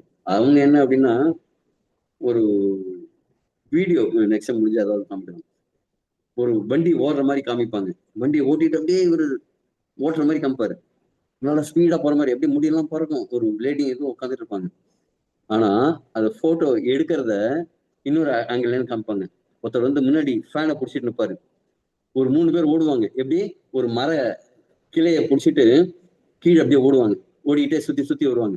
அப்ப இந்த மரக்கிளை ஓடும், இவங்க ஓடுற மாதிரி இருக்கும், மரக்கிளை ஓடுற மாதிரி இருக்காது, இவங்க ஓடுற மாதிரி இருக்கும். இதே மாதிரி ஆர்டிபிஷியலா செய்யக்கூடிய விஷயங்களை பார்த்து இவங்க நஜான்னு நம்பிக்கிட்டு உடம்பையும் மனசையும் ரிலேஷன்ஷிப்பையும் கெடுத்துக்கிறது எல்லாமும் நடக்குது அடிக்ஷன்ல. அடுத்து டிஜிட்டல் அடிக்ஷன். இதனால என்ன ஆகும்? டிஜிட்டல் அடிக்ஷன் ஜாஸ்தி ஆகும்போது மொபைல்ல, சிஸ்டம்ல, யூடியூப்ல, ஃபேஸ்புக்ல, இன்ஸ்டாகிராம்ல, வெப் சீரிஸ்ல இதெல்லாம் இருக்கும்போது நம்முடைய கவனச்சிதறல்கள் அப்படிங்கிறது அதிகமாகும், டிஸ்ட்ராக்ஷன் ரொம்ப ஜாஸ்தியா இருக்கும், தூக்கமின்மை அதிகமாகுது, ஒரு ஆங்ஸைட்டி அப்படிங்கிறது, அந்த ஒரு கவலை, ஒரு படபடப்பு, கவலைங்கிறத விட ஒரு படபடப்பு, பதற்றம், அந்த பதற்றத்திலேயே இருக்கிறது, குடும்பத்துக்குள்ள உறவுகள் பிரிதல், இதெல்லாம். அதே மாதிரி படிக்கிறவங்களோட படிப்பு கம்மியாயிடுது அப்படிங்கிறாங்க, ஒர்க் பெர்ஃபார்மன்ஸ் கம்மியாயிடுது. அப்ப என்ன ஆகும்? அவங்களோட இன்க்ரிமெண்ட் எல்லாம் கட் ஆகும். வேணும் ஏதோ ஒரு வேலை செய்யும்போது எவர் ஒருவர் ஒரு நிறுவனத்துக்கு நிறைய சம்பாதிச்சு கொடுக்குறாங்களோ அவங்களுக்கு வருமானம் அதிகமா இருக்கும். அப்ப உங்களோட திறனை எவ்வளவுக்கு அதிகரிக்கிறீங்களோ அவ்வளவுக்கு வருமானம் அதிகரிக்கும். அதுக்கு இந்த டிஜிட்டல் அடிக்ஷன்ல இருந்து நீங்க வெளில வந்து உங்க ஒர்க் பெர்ஃபார்மன்ஸை இன்க்ரீஸ் பண்ணும். Common causes, anger management issues. Anger அப்படின்னு எனக்கு கோபம். கோபத்துக்கு என்ன காரணங்க?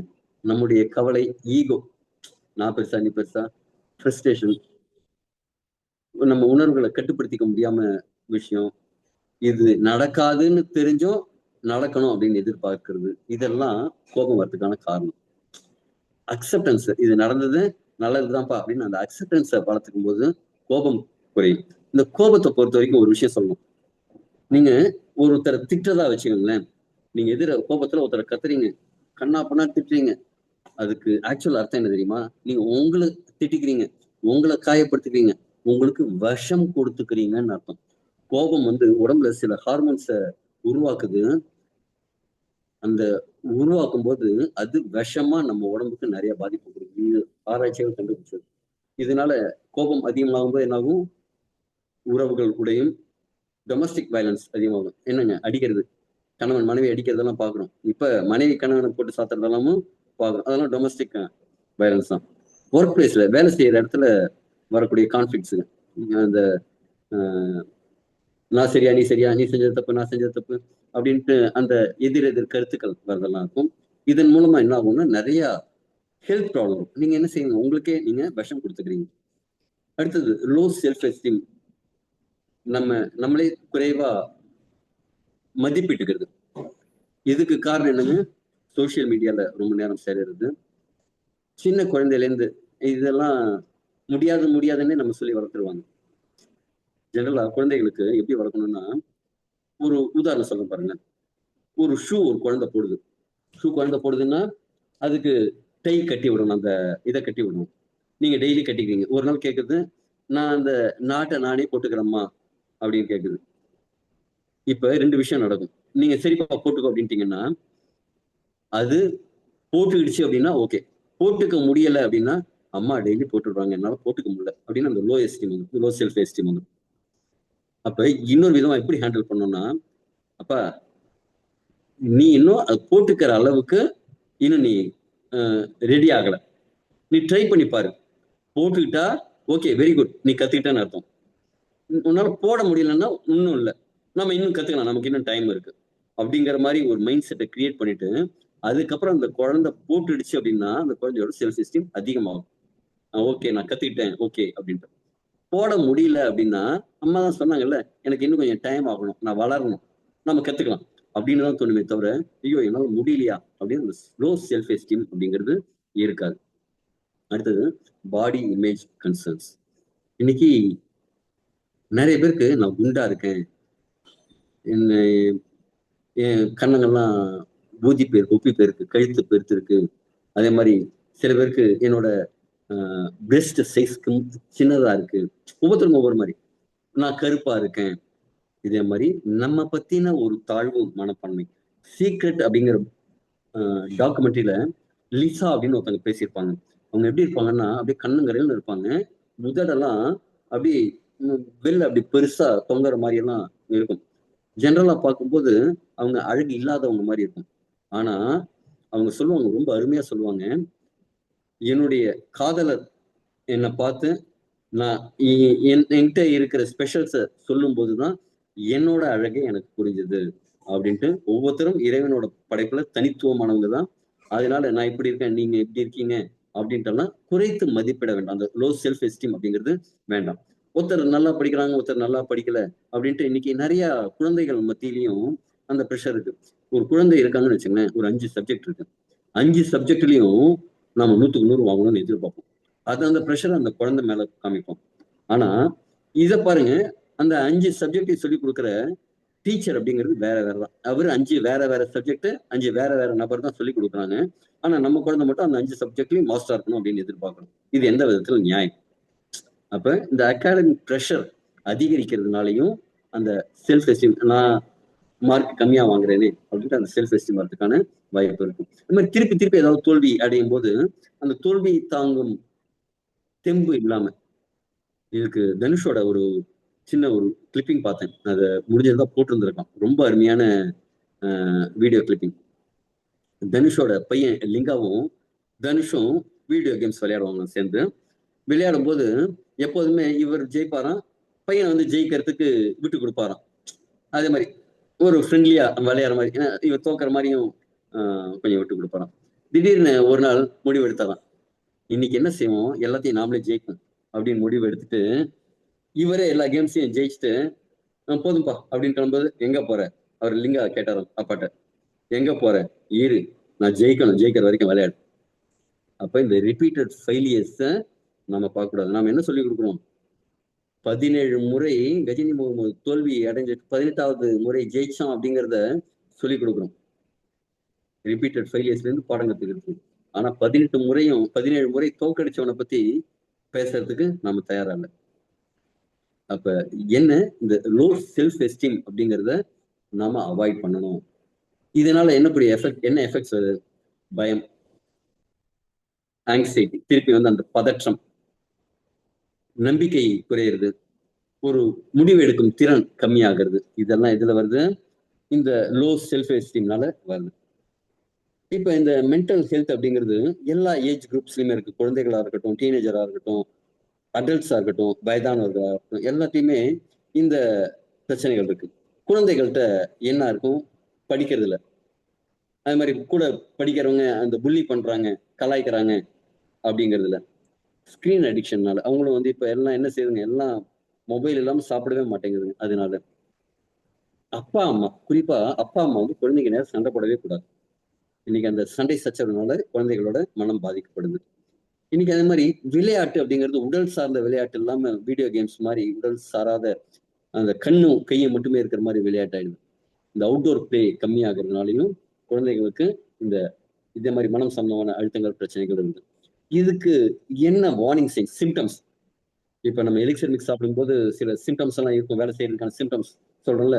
அதே மாதிரி இந்த குழந்தைகள் மனம் சம்பந்தமான பிரச்சனைகள் இருக்காங்கிறதுக்கான சிம்டம்ஸ் என்னன்னா, எரிஞ்சு விழறது, படிப்புல வந்து கவனம் செலுத்தாம இருக்கிறது, ஏதாவது ஒரு விஷயம் செய்யும்போது அதுல இருந்து வெளியேறது, பாதியிலேயே வெளியேறது, அடிக்கடி அழறது, அவங்க நடவடிக்கைகள் வந்து மாறுறது, இதெல்லாம் இருந்ததுன்னா நம்ம குழந்தைகள் வந்து கூப்பிட்டு கனிவா பேசி அவங்களுக்கு அரவணைப்பா இருந்து சொல்லிக் கொடுக்கணும். அடுத்து டீனேஜர்ஸ், அவங்களுக்கு என்ன அப்படின்னா அட்டென்ஷன் சீக்கர்ஸா இருப்பாங்க. அவங்களுக்கு ஒரு அட்டென்ஷன் இருக்கணும். பாத்தீங்கன்னா ஒரு விதவிதமா ட்ரெஸ் பண்ணிக்கிறது, நல்லா அழகா ட்ரெஸ் பண்ணிக்கிறது, மேக்கப் பண்ணிக்கிறது அப்படின்ட்டு அவங்களோட ஐடென்டிட்டி அப்படிங்கிறத தனித்துவமா இருக்கணும் அப்படின்ட்டு பார்ப்பாங்க. பீர் ப்ரெஷர், பீருக்கு எனக்கு சரியான தமிழ்ல சொல்ல தெரியல, பரவாயில்ல இருக்கட்டும். சோசியல் மீடியால அவ நிறைய ரீல்ஸ் போடுறான், அவளுக்கு ஃபாலோயர்ஸ் நிறைய இருக்கு, எனக்கு ஃபாலோயர்ஸ் கம்மியா இருக்கு அப்படிங்கிற மாதிரி சில கம்பேரிஷன்ஸ் அதனால வரக்கூடியது. அடுத்தது பாடி இமேஜ், நான் ரொம்ப குண்டா இருக்கேன், ஒல்லியா இருக்கேன் அப்படின்னு சொல்லக்கூடிய ஒரு அந்த நம்ம உடல் அளவுல இருக்கக்கூடிய கருப்பா இருக்கேன், முடி கம்மியா இருக்கு, இதே மாதிரி பாடி இமேஜ் தன்னைத்தானே அந்த செல்ஃப் எஸ்டீம் கம்மியா யோசிக்கிறது. ரிலேஷன்ஷிப் டெஸ்ட், இன்னைக்கு வந்து பிரேக்கப் ஆயிடுச்சு, அவன் என்ன சொல்றாங்க, அவன் என்னை பத்தி தப்பா பேசிட்டான், இதே மாதிரி இந்த ரிலேஷன்ஷிப்ல வந்து இந்த குழந்தைகள் அப்படிங்கும் போது எதிர்பால் இன கவர்ச்சி அப்படிங்கிறது ஜாஸ்தியா இருக்கும் அந்த நேரத்துல, பதின் பருவத்துல. அப்ப அந்த நேரத்துல அவங்க சில பேர் வந்து தவிர்த்துருவாங்க வேண்டாம் அப்படின்ட்டு, அதெல்லாம் அவங்களால தாங்கிக்க முடியாது. அதே மாதிரி இருக்கும்போது வரக்கூடிய பிரச்சனைகள் கேரியர் அன்சர்டனிட்டி அப்படிம்பாங்க. நான் இதை படிச்சுட்டு என்ன பண்றது, thank you sir, thank you very much, இன்னொரு ஃபியூ மினிட்ஸ்ல முடிச்சிடலாம், thanks for reminding. Career uncertainty, நான் எதிர்காலத்துல என்னவா மாறுறது அப்படிங்கிறதுக்கான ப்ரெஷர். இந்த பீர் ப்ரெஷர்னா என்னன்னா சக வயதினரோட அழுத்தம், அதனால தாக்கத்தினால வரக்கூடிய மன நெருக்கடி. ஒரே வகுப்புல அவங்க நிறைய படிக்கிறாங்க, நம்ம கம்மியா படிக்கிறோம் அப்படிங்கிற மாதிரி இருக்கக்கூடிய அந்த ப்ரெஷர். அடுத்து அடல்ட்ஸ்க்கு என்ன, வயதானவர்கள், அதாவது கொஞ்சம் வேலைக்கு போகணும், என்ன வேலை பார்க்கறது, நல்ல வேலையா கிடைக்கணும், இந்த ஊர்ல வேலை கிடைக்குமா, அந்த ஊர்ல வேலை கிடைக்குமா, அந்த டென்ஷன். கல்யாணம், எனக்கு இதே மாதிரி சரியான மாப்பிள்ளை, என்னோட பார்ட்னர் கிடைப்பாங்களா, அந்த மென்டல் ஸ்ட்ரெஸ். அதுக்கப்புறம் குழந்தை பிறந்த உடனே அது குழந்தை பாத்துக்கிறது இல்லை, குழந்தை பிறந்த உடனே பாதுகாக்கிறதுங்கிறது ரொம்ப பெரிய விஷயம், தூக்கம்லாம் இல்லாம ஒரு பேரண்ட்டுக்கு தான் நம்ம அம்மா அப்பா நமக்கு பாத்துக்கிறது எவ்வளவு கஷ்டப்பட்டிருப்பாங்க அப்படின்னு தெரியும். அது தவிர ஃபைனான்சியல் பர்டன், அப்பதான் அவங்க வாழ்வுல அடி எடுத்து வைப்பாங்க, கணவன் மனைவி குழந்தை அப்படின்ட்டு இருக்கும்போது காசு செலவு ஜாஸ்தியாகும், அதுக்கேற்ற மாதிரி வருமானம் கம்மியா இருக்கும், அந்த ஃபைனான்சியல் பர்டன். வீட்டையும் பார்க்கணும், நம்ம குடும்பத்தையும் பார்க்கணும், வேலையும் பார்க்கணும் அப்படிங்கும்போது அந்த ஒர்க் லைஃப் பேலன்ஸ்ல பிரச்சனை இருக்கும். ஹெல்த் கன்சர்ன், நிறைய வேலை செய்யறதுனால அந்த ஸ்ட்ரெஸ்னால வரக்கூடிய பிரச்சனைகள், இதெல்லாம் அடல்ட்ஸ் ரேஞ்சில் இருக்கும். வயதானவங்களுக்கு என்ன, லோன்லினஸ், தனிமை. பையங்க பிறந்து வளர்த்து ஆளாக்கின பசங்க வேலைக்காக வெளியூர் போயிடுறாங்க, தனிமையில இருக்கும். இதெல்லாம் விட லாஸ் ஆஃப் ஸ்ட்ரெஸ் இருக்கிறதுல உலகத்திலேயே அதிகபட்சமான ஒரு ஸ்ட்ரெஸ் என்ன அப்படின்னா ஒருத்தரோட ஸ்பௌஸ், அதாவது துணைவர் இறக்கிறது தான். அதுல வரக்கூடிய டென்ஷன் ஸ்ட்ரெஸ் தான் அதிகபட்சமானதுன்னு கணக்கு பண்றாங்க. அடுத்தது கிரானிக் இல்னஸ், வயதாகும் போது எனக்கு கூடவே எல்லாத்தையும் நம்ம சொத்து சேர்க்கிற மாதிரி பிபி சுகர் எல்லாத்தையும் சேர்த்து வச்சுட்டு இருக்கிறோம். ரெடியூஸ்டு இண்டிபெண்டன்ஸ், முன்னாடி எல்லாம் என்ன செய்வோம், நாமளே டிசைட் பண்ணுவோம், நம்ம வாழ்க்கைக்கு இதை சாப்பிடலாம் அதை சாப்பிடலாம் அப்படின்ட்டு டிசைட் பண்ணுவோம். வயசானதுக்கு அப்புறம் வீட்டுல மரும போட்டதை தான் சாப்பிடணும், நமக்குன்னு ஒரு இண்டிவிஜுவாலிட்டி இருக்காது, ஒரு வெளில போனோம் வரணும்னா கூட முடிவு எடுக்க முடியாம இருக்கும், இதெல்லாமும் மன அழுத்தத்தை அதிகரிக்கும்.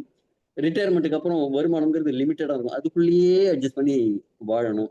அது மாதிரி மெமரி கன்சர்ன், சில பேருக்கு வந்து அல்சைமர் அதே மாதிரிலாம் சொல்லுவாங்க, ஞாபக சக்தி குறைபாடு, அதே மாதிரி எல்லாம் வரதுக்கான வாய்ப்பு இருக்கு. அதனாலையும் அவங்க டென்ஷனும் ஸ்ட்ரெஸ்ஸும் அதிகமாகும். ஜென்ரலா இதெல்லாம் எதனால வருது அப்படின்னா life style changes, technology, social மீடியால நம்ம போய் மாட்டிட்டு இருக்கிறதுனால, ஃபேமிலி ஸ்ட்ரக்சர் மாறி இருக்கிறதுனால, நாம் இருவர் நமக்கு ஒருவர் போய் பெரிய குடும்பமா சின்ன குடும்பமா மாறினதுனால, ஃபைனான்சியல் ப்ரெஷர் அதிகமாகி எது எப்படி இருக்க முடியும், இன்னைக்கெல்லாம் ஒரு 5 கோடி சம்பாதிக்கணும் 10 கோடி சம்பாதிக்கணும்னு சொல்றாங்க, ஆனா அதுக்கேற்ற மாதிரி இவங்க தயார்படுத்திக்கல. அந்த அன்ரியலிஸ்டிக் எக்ஸ்பெக்டேஷன், அவன் பிஎம்டபிள்யூ கார் வாங்கியிருக்கான்ப்பா, நானும் அதே மாதிரி ஒரு கார் வாங்கணும், அதே மாதிரி தேவையில்லாத ஒரு எக்ஸ்பெக்டேஷன் வளர்த்துக்குது. இதெல்லாம் வந்து என்ன ஆகும்னா நம்ம மன அழுத்தத்தை அதிகமாகும். இப்ப லைஃப் இது மட்டும் போதுமா அப்படின்னா போதாது, நம்ம நம்ம பிசிக்கல் ஆக்டிவிட்டி கம்மியா இருக்கு, சத்தான உணவுகள் சாப்பிட்றது இல்லை, ரொம்ப சத்து கம்மியான உணவுகள். விளையிறது ஏதோ ஒரு ஊர்ல, அங்கிருந்து ஒரு மார்க்கெட்டுக்கு போவோம், அங்கிருந்து நம்ம கோயம்பேடு மார்க்கெட் மாதிரி வரும், அங்கிருந்து நம்ம வீட்டு ஃப்ரிட்ஜுக்கு வரும், இந்த ஃப்ரிட்ஜ்லேருந்து ஒரு 4 நாள் கழிச்சு அடுப்புக்கு வரும். அங்கிருந்து வந்து திருப்பி இன்னொரு 4 நாள் ஃப்ரிட்ஜில் வச்சிருந்து நமக்கு போடுவாங்க. இப்போ என்ன இருக்குங்க, அதுல சத்தே இருக்காது. அது மாதிரி தூக்கம் சரியா இல்லாதது, இர்ரெகுலர் ரொட்டீன்ஸ், அதாவது சாப்பிட வேண்டிய நேரத்துல சாப்பிடாம, தூங்க வேண்டிய நேரத்துல தூங்காம, டாய்லெட் போக வேண்டிய நேரத்துல போகாம, எல்லாத்தையும் ரொட்டீன் இர்ரெகுலரா இருக்கிறது. நைட்டு 12 மணிக்கு படுத்து காலையில 10 மணிக்கு எழுந்துக்கிறது, இதெல்லாம் பிரச்சனை. அது மாதிரி ரெடியூஸ்டு எக்ஸ்போஷர் டு நேச்சர். இன்னைக்கு இயற்கையோட இணைந்து யாரும் வாழல. ஒண்ணும் இல்லைங்க, காலையில எழுந்து இந்த ஒரு ஹிண்ட்டை மட்டும் ட்ரை பண்ணுங்க. காலையில எழுந்து சூரியன் உதிக்கும் போது சூரியனை பார்த்து ஒரு 10 நிமிஷம் இல்லைங்க, அந்த சூரியனை சன் கிளேசிங்னு சொல்லுவாங்க, கண் இமைக்காம ஒரு 30 செகண்டுக்கு பார்க்கணும். ஃபர்ஸ்ட் முடியலாம் ஒரு 5 செகண்ட், 5 செகண்டா இன்க்ரீஸ் பண்ணி ஒரு 30 செகண்ட், அதே மாதிரி ஒரு 3 சைக்கிள் 4 சைக்கிள் கூட பார்க்கலாம். இதெல்லாம் என்ன ஆகும்னா உங்க சர்க்காடியன் ரிதமை இன்க்ரீஸ் பண்ணி கொடுக்கும், நிறைய உடம்புக்குள்ள மாற்றங்களை கொடுக்கும். இந்த இயற்கையான எக்ஸ்போஷர், நீங்க வெயிலே போறதுல எல்லாம் ஏசி இருக்கும், இதெல்லாமும் இந்த லைஃப் ஸ்டைல் சேஞ்சஸ் எல்லாமும் நம்ம ஆரோக்கிய குறைபாடுக்கு காரணமா இருக்கும். இப்ப டெக்னாலஜி சோசியல் மீடியாங்கிறது நமக்கு ஒரு கம்யூனிகேஷனை இம்ப்ரூவ் ஆயிருக்கு. இங்க இருந்து யூஎஸ்ல இருக்கிறவங்களுக்கு பேசுறோம், இன்னைக்கு வேற வேற கண்ட்ரில இருக்கிறவங்க எல்லாமும் இப்ப இங்க நம்ம ஜூம் மீட்டிங்ல இணைஞ்சிருக்காங்க. இதை வந்து பாசிட்டிவா கத்துக்கிறதுக்காக நம்ம வளர்ச்சிக்காக உபயோகப்படுத்தணும். ஆனா இது அடிக்ஷன் ஆகாம நம்ம கல்ச்சர்ல அங்க எப்படி இருக்காங்க இங்க எப்படி இருக்காங்க அப்படின்னு இல்லாம மற்றவங்களை கலாய்க்கிறதுக்காக, இன்னைக்கு கூட நம்ம யூடியூப்ல போட்டா சில பேர் வேணும்னே கலாய்ப்பாங்க, ரொம்ப நன்றி சார் உங்களோட நெகட்டிவ் கமெண்ட்டுக்கு நன்றி சார் அப்படின்ட்டு டேக் இட் ஈஸி அப்படின்ட்டு போயிடுறது. இன்ஃபர்மேஷன் இன்னைக்கு ஓவர்லோடடா இருக்கு, என்ன தெரியணுமோ அதோட ரொம்ப ஜாஸ்தியா எல்லாருக்கும் தெரியுது. அதுக்காக சொல்லாதீங்க நானும் இன்ஃபர்மேஷன் ஓவர்லோடா கொடுக்குறேன்னு என்னையும் பிளேம் பண்ணாதீங்க. Thank you very much. Fear of missing out, நாம வந்து தொலைஞ்சு போயிட்டோமோ அப்படின்னு ஃபீல் பண்றது. ஃபேமிலி ஸ்ட்ரக்சர் சேஞ்சஸ், முன்னாடி சொன்ன மாதிரி ஜாயின்ட் ஃபேமிலிஸா இருந்தது, அதனால என்ன ஒருத்தருக்கு ஒருத்தர் எமோஷனல் சப்போர்ட்ஸ் கொடுத்துப்பாங்க. ஒருத்தருக்கு ஏதாவது ஒரு பிரச்சனைனா கூப்பிட்டு அதெல்லாம் இல்லப்பா பாத்துக்கலாம்ப்பா அப்படிம்பாங்க. ரெஸ்பான்சிபிலிட்டி ஷேர் பண்ணுவாங்க, ஒவ்வொருத்தரும் ஒவ்வொரு ரெஸ்பான்சிபிலிட்டி இருப்பாங்க. வீட்டில் சமைக்கிறது ஒருத்தர், பாத்திரம் வைக்கிறது ஒருத்தர், துணி வைக்கிறது ஒருத்தர், வீடு பெருக்கிறது ஒருத்தர், இதெல்லாமும் அந்த ரெஸ்பான்சிபிலிட்டி இருக்கும். இப்ப என்ன ஆகும்னா நியூக்ளியர் ஃபேமிலிஸ்னு சொல்லிடுறாங்க, நாம் இருவர் நமக்கு ஒருவர், ஒருத்தவங்க 2 பசங்க கூட இல்லை, இப்போ ஒருத்தர் தான். அதனால என்ன ஆகும், தனிமை அதிகமாயிடுது. இப்பயும் இருக்கும்போது எங்க போன்லயும் ஆஃபீஸ் வேலையும் வீட்டில் வந்து செஞ்சிருக்காங்க, போன்ல பேசுங்க, லேப்டாப்ல இருப்பா ஒரு 5 நிமிஷம் வேலை இருக்கு அப்படி உள்ள போய் கூட்டிட்டு வேலை பார்க்கறது. அப்ப எமோஷனல் சப்போர்ட் அப்படிங்கிறது இல்லாம இருக்கு, பிஸி பேரண்ட்ஸ் ஆயிடுறாங்க, இதுவும் பிரச்சனைக்கு காரணமா இருக்கு. ஃபைனான்சியல் ப்ரெஷர், இன்னைக்கு எல்லாமே ஓன் ஹவுஸ்ல இல்ல லோன் ஹவுஸ்ல இருக்காங்க, இஎம்ஐ தான் அவங்களோட வாழ்க்கையை நடத்துது. அடுத்த 10 மாசம் 20 மாசம் வரப்போற வருமானத்தை இன்னைக்கு செலவு பண்ற ஒரு விஷயம். விலைவாசி உயர்வு அப்படிங்கிறது ஃபைனான்சியல் ப்ரெஷரை இன்க்ரீஸ் பண்ணுது. ஜாப், இன்னைக்கு இருக்கிற வேலை நாளைக்கு இருக்குமான்னு தெரியாம இன்னைக்கு போய் வைக்கும்போது, கார்டு வைக்கும்போது அப்பா உள்ள என்ட்ரி கிடைக்குதுப்பா சந்தோஷம் அப்படின்னு இருக்கிற நிறைய ஐடி எம்ப்ளாயிஸை பாக்குறேன். பிசினஸ், தொழில், இன்னைக்கு பாருங்க நிறைய உங்க ஏரியால இருக்கிற கடையை பாருங்க, கடைத்தெருலயே போய் பாருங்களேன், கடந்த 3 வருடங்கள்ல எத்தனை கடைகள் மாறி மாறி வந்திருக்குன்னு பாருங்க. பிசினஸும் அன்சர்டனிட்டி, லைஃப் ஸ்டைல் எக்ஸ்பெக்டேஷன், 10 வீட்டுல வச்சிருக்கிற மாதிரி கார் வச்சிருக்கணும், அவர் வச்சிருக்கிற மாதிரி ஒரு 65 இன்ச் டிவி வாங்கணும் அப்படிங்கிற மாதிரி, இதெல்லாமும் நம்ம ஃபைனான்சியல் ப்ரெஷரை இன்க்ரீஸ் பண்ணுது. இதே மாதிரி அன்ரியலிஸ்டிக்கா இன்னைக்கே நான் சம்பாதிக்கணும், இன்னைக்கே பெரிய ஆளாகணும், சீக்கிரமா பணம் சம்பாதிக்கணும், ஒரு நான் எதிர்பார்க்கிற மாதிரி என் பொண்டாட்டி இருக்கணும், அது மட்டும் இல்ல நான் எதிர்பார்க்கிற மாதிரி என் உடம்பு இருக்கணும் அப்படிங்கிற மாதிரி எல்லாம் அன்ரியலிஸ்டிக் எக்ஸ்பெக்டேஷன் ரொம்ப ஜாஸ்தியா இருக்கு. நல்ல பெரிய சோபா பண்ணணும், வீடு ஹால் முழுக்க ஏசி பண்ணணும் அப்படின்ட்டு. அதே மாதிரி பாராட்டுக்கு ஏங்கிறது, இது எல்லாமே இந்த எக்ஸ்பெக்டேஷன் அதிகமாகும் போது அது நடக்காதப்ப, அதுக்கு அதே மாதிரி நடக்காதப்ப டென்ஷன் அதிகமாகுது. ரெடியூஸ்டு ஹியூமன் கனெக்ஷன், இது என்னங்க, நாம எல்லாருக்கும் சேர்ந்து இருக்கோம், பக்கத்துல நிறைய பேர் இருக்காங்க, ஆனாலும் தனிச்சிருக்கோம். ஃபேஸ்புக் மூலமாகவும் இன்ஸ்டாகிராம் மூலமாகவும் வாட்ஸ்அப் மூலமாகவும் கனெக்டட்ல இருக்கும், ஆனா பக்கத்துல நாம கனெக்டடா இல்ல. பக்கத்துல வந்து என்னப்பா சாப்பிட்டியா, கொஞ்சம் சாப்பிட்றியா, ஒரு காப்பி வச்சு தரட்டுமா அப்படின்னு கேட்கறதுக்கு ஆள் இல்லாம இருக்கு. அடுத்தது எடுங்க, மோர் ஃபாலோவர்ஸ் அதிகமா இருக்கணும்னு பாக்குறோம், சார்ட் அதிகமா பண்ணணும்னு பாக்குறோம், ஆன்லைன் டைமிங் அதிகமா இருக்கு அப்படின்னு இருக்கணும்னு பாக்குறோம்.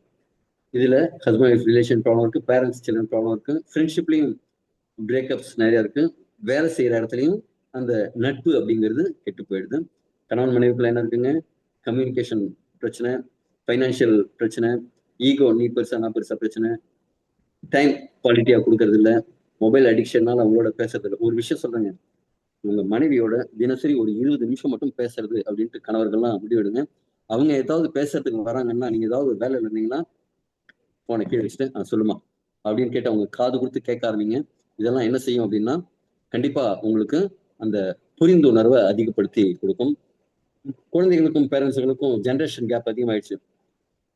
அவங்களுக்கு படிப்பு சம்பந்தமான ப்ரெஷர் அதிகமாயிடுச்சு. அதை நம்ம புரிஞ்சுக்கணும். அவங்களோட ப்ரெஷர் அதிகமாயிடுச்சுங்கிறத புரிஞ்சுக்கணும்.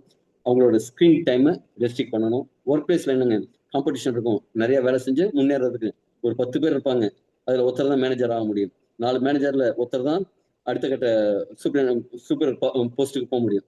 அப்போ வந்து காம்படிஷன் அதிகமா இருக்கும். ஆஃபீஸ் பாலிடிக்ஸ் அவன் இவனை போட்டு கொடுக்குறது, இவன் அவனை பத்தி தப்பா பேசுறது அப்படின்ட்டு எப்பப்பா தப்பு செய்வான் வழக்கனை வச்சு ரெடியா பார்த்துட்டு இருக்கிறது.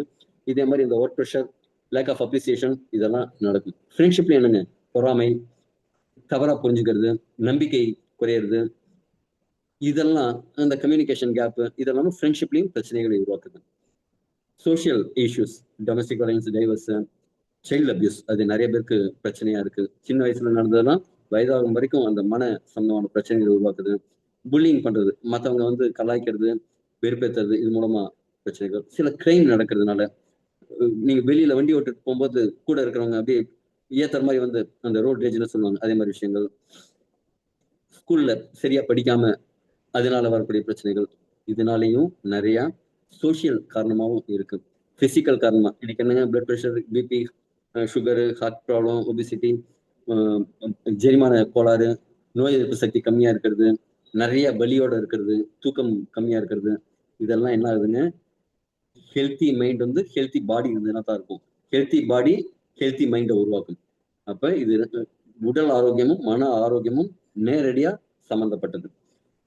இப்போ இதெல்லாம் இருந்ததுன்னா நீங்க உங்க அட்டென்ஷன் இருக்கணும். தொடர்ந்து ஒரு சோகமா இருக்கீங்களா, ஒரு பதற்றத்தோட இருக்கீங்களா, இன்ட்ரெஸ்ட் எதுலையுமே ஒரு ஈடுபாடு இல்லாம இருக்கீங்களா, அடிக்கடி ஒரு எல்லாரும் இருக்கும்போது அப்படி தனித்து வரதுக்கு பிளான் பண்றீங்களா,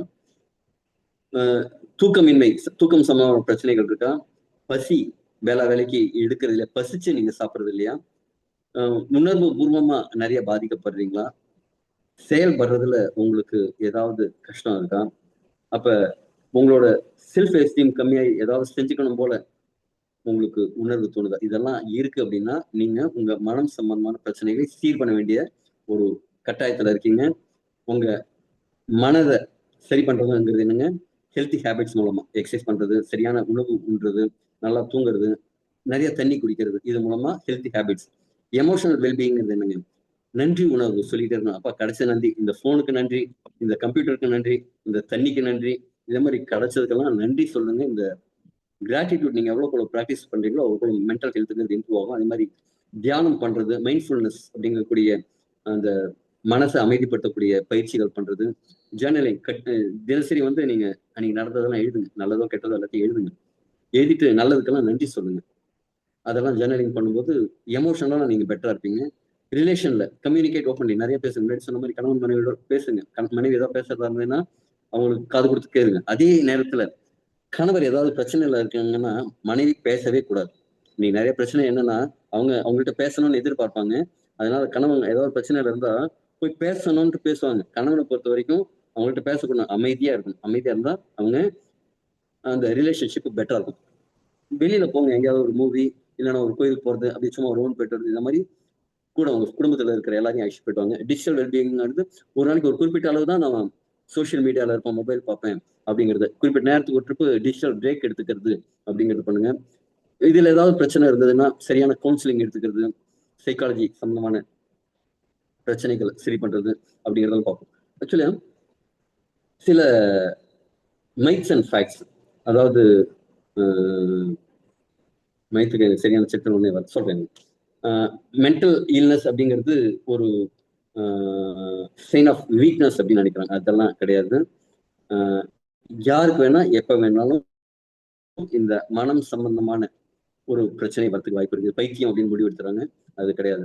அடுத்தது ரொம்ப கிரேசியா இருக்கிற பீப்புள், ரொம்ப பைத்தியக்கார பீப்புள் தான் கவுன்சிலிங் அப்படின்னு நினைக்கிறாங்க. அப்படி கிடையாது. எனக்கு ஒரு தூக்கம் இல்லை, ஒரு சோகமா இருக்கேன், இப்ப சொன்ன மாதிரி ஏதாவது ரீசன்ஸ் இருந்தா அவங்களும் கவுன்சிலிங் அப்படிங்கிறது கண்டிப்பா போகலாம். சில்ட்ரன், குழந்தைகளுக்கு வந்து டிப்ரெஷன், மன அழுத்தம் இல்லை அப்படின்னு நினைக்கிறாங்க. அதெல்லாம் கிடையாது. இன்னைக்கு சின்ன குழந்தையில பெரியவங்க வரைக்கும் எல்லாருக்குமே அந்த மன அழுத்தம், பதற்றம், கவலை இதெல்லாம் இருக்கு. மென்டல் ஹெல்த் எவ்வளவு, உடல் ஆரோக்கியம் எவ்வளவு முக்கியமோ அந்த அளவு மன ஆரோக்கியம் முக்கியம். சீக்கிரமா நீங்க கண்டுபிடிச்சீங்க அப்படின்னா நீங்க அதுல இருந்து வெளில வர முடியும். நீங்க எவ்வளவு உங்களோட ரிலேஷன்ஷிப்பை மெயின்டைன் பண்றீங்களோ அவ்வளவு நீங்க ஆரோக்கியமா இருக்க முடியும். ஹெல்த்தி லைஃப் ஸ்டைல் நீங்க ஃபாலோ பண்ணும்போது மனம் ஆரோக்கியமாகும். நீங்க யார்ட்டையாவது உதவி இது சம்பந்தமான உதவி கேட்கறீங்க அப்படின்னா உங்களோட வலிமையை அதிகரிச்சுக்கிறீங்கன்னு தான் அர்த்தம். நீங்க குறைவா உங்களை மதிப்பிட வேண்டாம். மென்டல் ஹெல்த் அவேர்னஸ் அப்படிங்கிறது உங்க வீட்டில இருந்து ஆரம்பிக்கணும். நீங்க உங்க குடும்பத்துல இருக்கிறவங்களுக்கு இந்த அவேர்னஸை கொண்டு போய் சேர்க்கணும். இன்னைக்கு செய்யக்கூடிய சின்ன சின்ன பழக்கங்கள் உங்களுடைய நாளைய பிரச்சனைகள்ல இருந்து பாதுகாக்கும். இப்ப உங்களுக்கு ஏற்கனவே இருக்கிற பிரச்சனையில இருந்தும் மீள் உருவாக்கம் பண்ண முடியும். இப்ப முன்னாடியே நம்ம இந்த ப்ராடக்ட்டை பத்தி சொன்னாலும் இந்த பிரச்சனைகளுக்கெல்லாம் இந்த எலிக்சர் மிக்ஸ் அப்படிங்கிறது எவ்வாறு உதவுது அப்படிங்கிறது ஒரு சின்ன ஒரே ஒரு ஸ்லைட்ல உங்களுக்கு ஷேர் பண்றேன். இந்த பாசிஃப்ளோரா அப்படின்னு இதுல இருக்கக்கூடிய ஒரு பூ, பேஷன் ஃப்ளவர் இல்லைன்னா சிறுமுனைக்காளி என்ன பண்ணுதுன்னா மனசை அமைதிப்படுத்துறதுக்கும் தூக்கத்தோட தரத்தை மேம்படுத்துறதுக்கும் உங்களை அமைதியா வச்சுக்கிறதுக்கும் நரம்பு மண்டலத்தை அமைதிப்படுத்துறதுக்கும் ரொம்ப சப்போர்ட்டிவா இருக்கும். அதாவது ஸ்ட்ரெஸ் ஹார்மோனை கண்ட்ரோல் பண்ணி ஹாப்பி ஹார்மோனை இன்க்ரீஸ் பண்றதுக்கு பாசிஃப்ளோரா உதவுது. கார்டிசெப்ஸ் உங்க ஸ்ட்ரெஸ்ஸை ஸ்ட்ரெஸ்ல இருந்து வெளிக்கொண்டு வரதுக்கும் மென்டல் ஸ்டெமினாவை இன்க்ரீஸ் பண்றதுக்கும் ஒரு எனர்ஜெட்டிக்கா அவங்களை வச்சுக்கிறதுக்கும் சப்போர்ட் பண்ணுது. ட்ரிச்சிலியா கட்டிக்குவா மென்டல் அலர்ட்டா எந்த பிரச்சனை வந்ததுனாலும் அதை நீங்க தீர்க்கமா ஒரு முடிவு எடுக்கிறதுக்கும் மன சோர்வை போக்குறதுக்கும் உதவுது. பம்கின் சீட்ஸ் இதுல இருக்கிற ஃப்ரூட் பம்கினோட சீட்ஸ் இதுல இருக்கிற மெக்னீசியம் மன அமைதியை கொடுக்குது. ஜிங்க் நோய் எதிர்ப்பு சக்தியை அதிகப்படுத்துது. நர்வஸ் சிஸ்டமை சப்போர்ட் பண்ணு நர்வஸ் சிஸ்டம்க்கு உதவி பண்ணுது. அதனால மனம் அமைதியா இருக்கும். ட்ரிபிள் ஸ்டெரஸ்டி அப்படிங்கக்கூடிய நெருஞ்சில் மூல் உங்களோட எனர்ஜியை அதிகரிச்சு கொடுக்கும். அதனால நீங்க அமைதியா இருப்பீங்க. பிசிக்கல் ஃபிட்னஸ் இன்க்ரீஸ் ஆகும்போது எபிமீடியம் கிராண்டிஃப்ளோரம் அப்படிங்கிறது உங்க ரத்த ஓட்டத்தெல்லாம் மேம்படுத்தும் போது மூளைக்கு தேவையான ரத்தம் பாயும் போது உங்களோட யோசிக்கும் திறன் அதெல்லாம் மேம்படும். ஜபடிக்காவா பிரெயின் ஹெல்த்தை இம்ப்ரூவ் பண்ணும். இதே மாதிரி இதுல ஒரு 12 பொருட்களும் வெறும் மன ஆரோக்கியத்துக்கு மட்டும் இல்லாம உங்க டோட்டல் உடல் ஆரோக்கியத்துக்கு சப்போர்ட்டிவா இருக்கு. பேலன்ஸ்டு நியூட்ரிஷனும் ஸ்ட்ராங் இதெல்லாம் இருந்ததுன்னா தான் உங்களுக்கு இதுவா இருக்கும். ஏன் சப்ளிமெண்ட்டை விட தாண்டி உங்களுக்கு என்ன வேணும்னா நியூட்ரிஷன் நல்லா இருக்கணும், சத்தான உணவு சாப்பிடணும், ரிலேஷன்ஷிப்ல பெட்டரா இருக்கணும், எக்ஸசைஸ் ரெகுலரா பண்ணுங்க, ஒர்க்ல கான்சென்ட்ரேட் பண்ணி பண்ணுங்க, நல்ல தூக்கம் அமைதியான ஆழ்ந்த தூக்கம் உங்கள்கிட்ட இருக்கட்டும். லைஃபோட பர்பஸ் நோக்கி நீங்க டிராவல் பண்ணுங்க. நீங்க ஒரு காரணத்துக்காக இந்த உலகத்து வந்திருக்கீங்க. அது என்னன்னு கண்டுபிடிச்சு இக்கிகை அப்படிங்கிற புக்கு படிங்க. அது உங்களுக்கு ரொம்ப சப்போர்ட்டிவா இருக்கும். உங்க கவலைகள் மன அழுத்தம் கோபத்தெல்லாம் கண்ட்ரோல் பண்ணுங்க. பஸ்ட் அவுட் ஆகாதீங்க, கண்ட்ரோல் பண்ணுங்க. அது லெட்டிங் கோ, அதை விட்டுருங்க. பிடிச்சி கூட வச்சுக்க வேண்டாம். கோபத்தெல்லாம் பிடிச்சி வச்சு நடந்து போச்சுன்னு லெட்டிங் கோ அப்படிங்கிற விஷயத்த பண்ணுங்க. தேவைப்பட்டதுன்னா ஒரு சரியான ஒரு நண்பர்கிட்ட இது சம்பந்தமா ஆலோசனை செய்யுங்க. இன்னைக்கோட டேக்அவே என்னன்னா மன ஆரோக்கியம் அப்படிங்கிறது ரொம்ப முக்கியம் அப்படிங்கறத புரிஞ்சுட்டீங்க. இது இன்னைக்கு முன்னாடியே நண்பர் சொன்ன மாதிரி ஆரம்பத்திலே நாம சொல்லியிருக்கோம். உங்களுக்கு இன்னைக்கு நிறைய நேரம் எடுக்கும் அப்படின்னு தான் சொல்லியிருக்கோம்.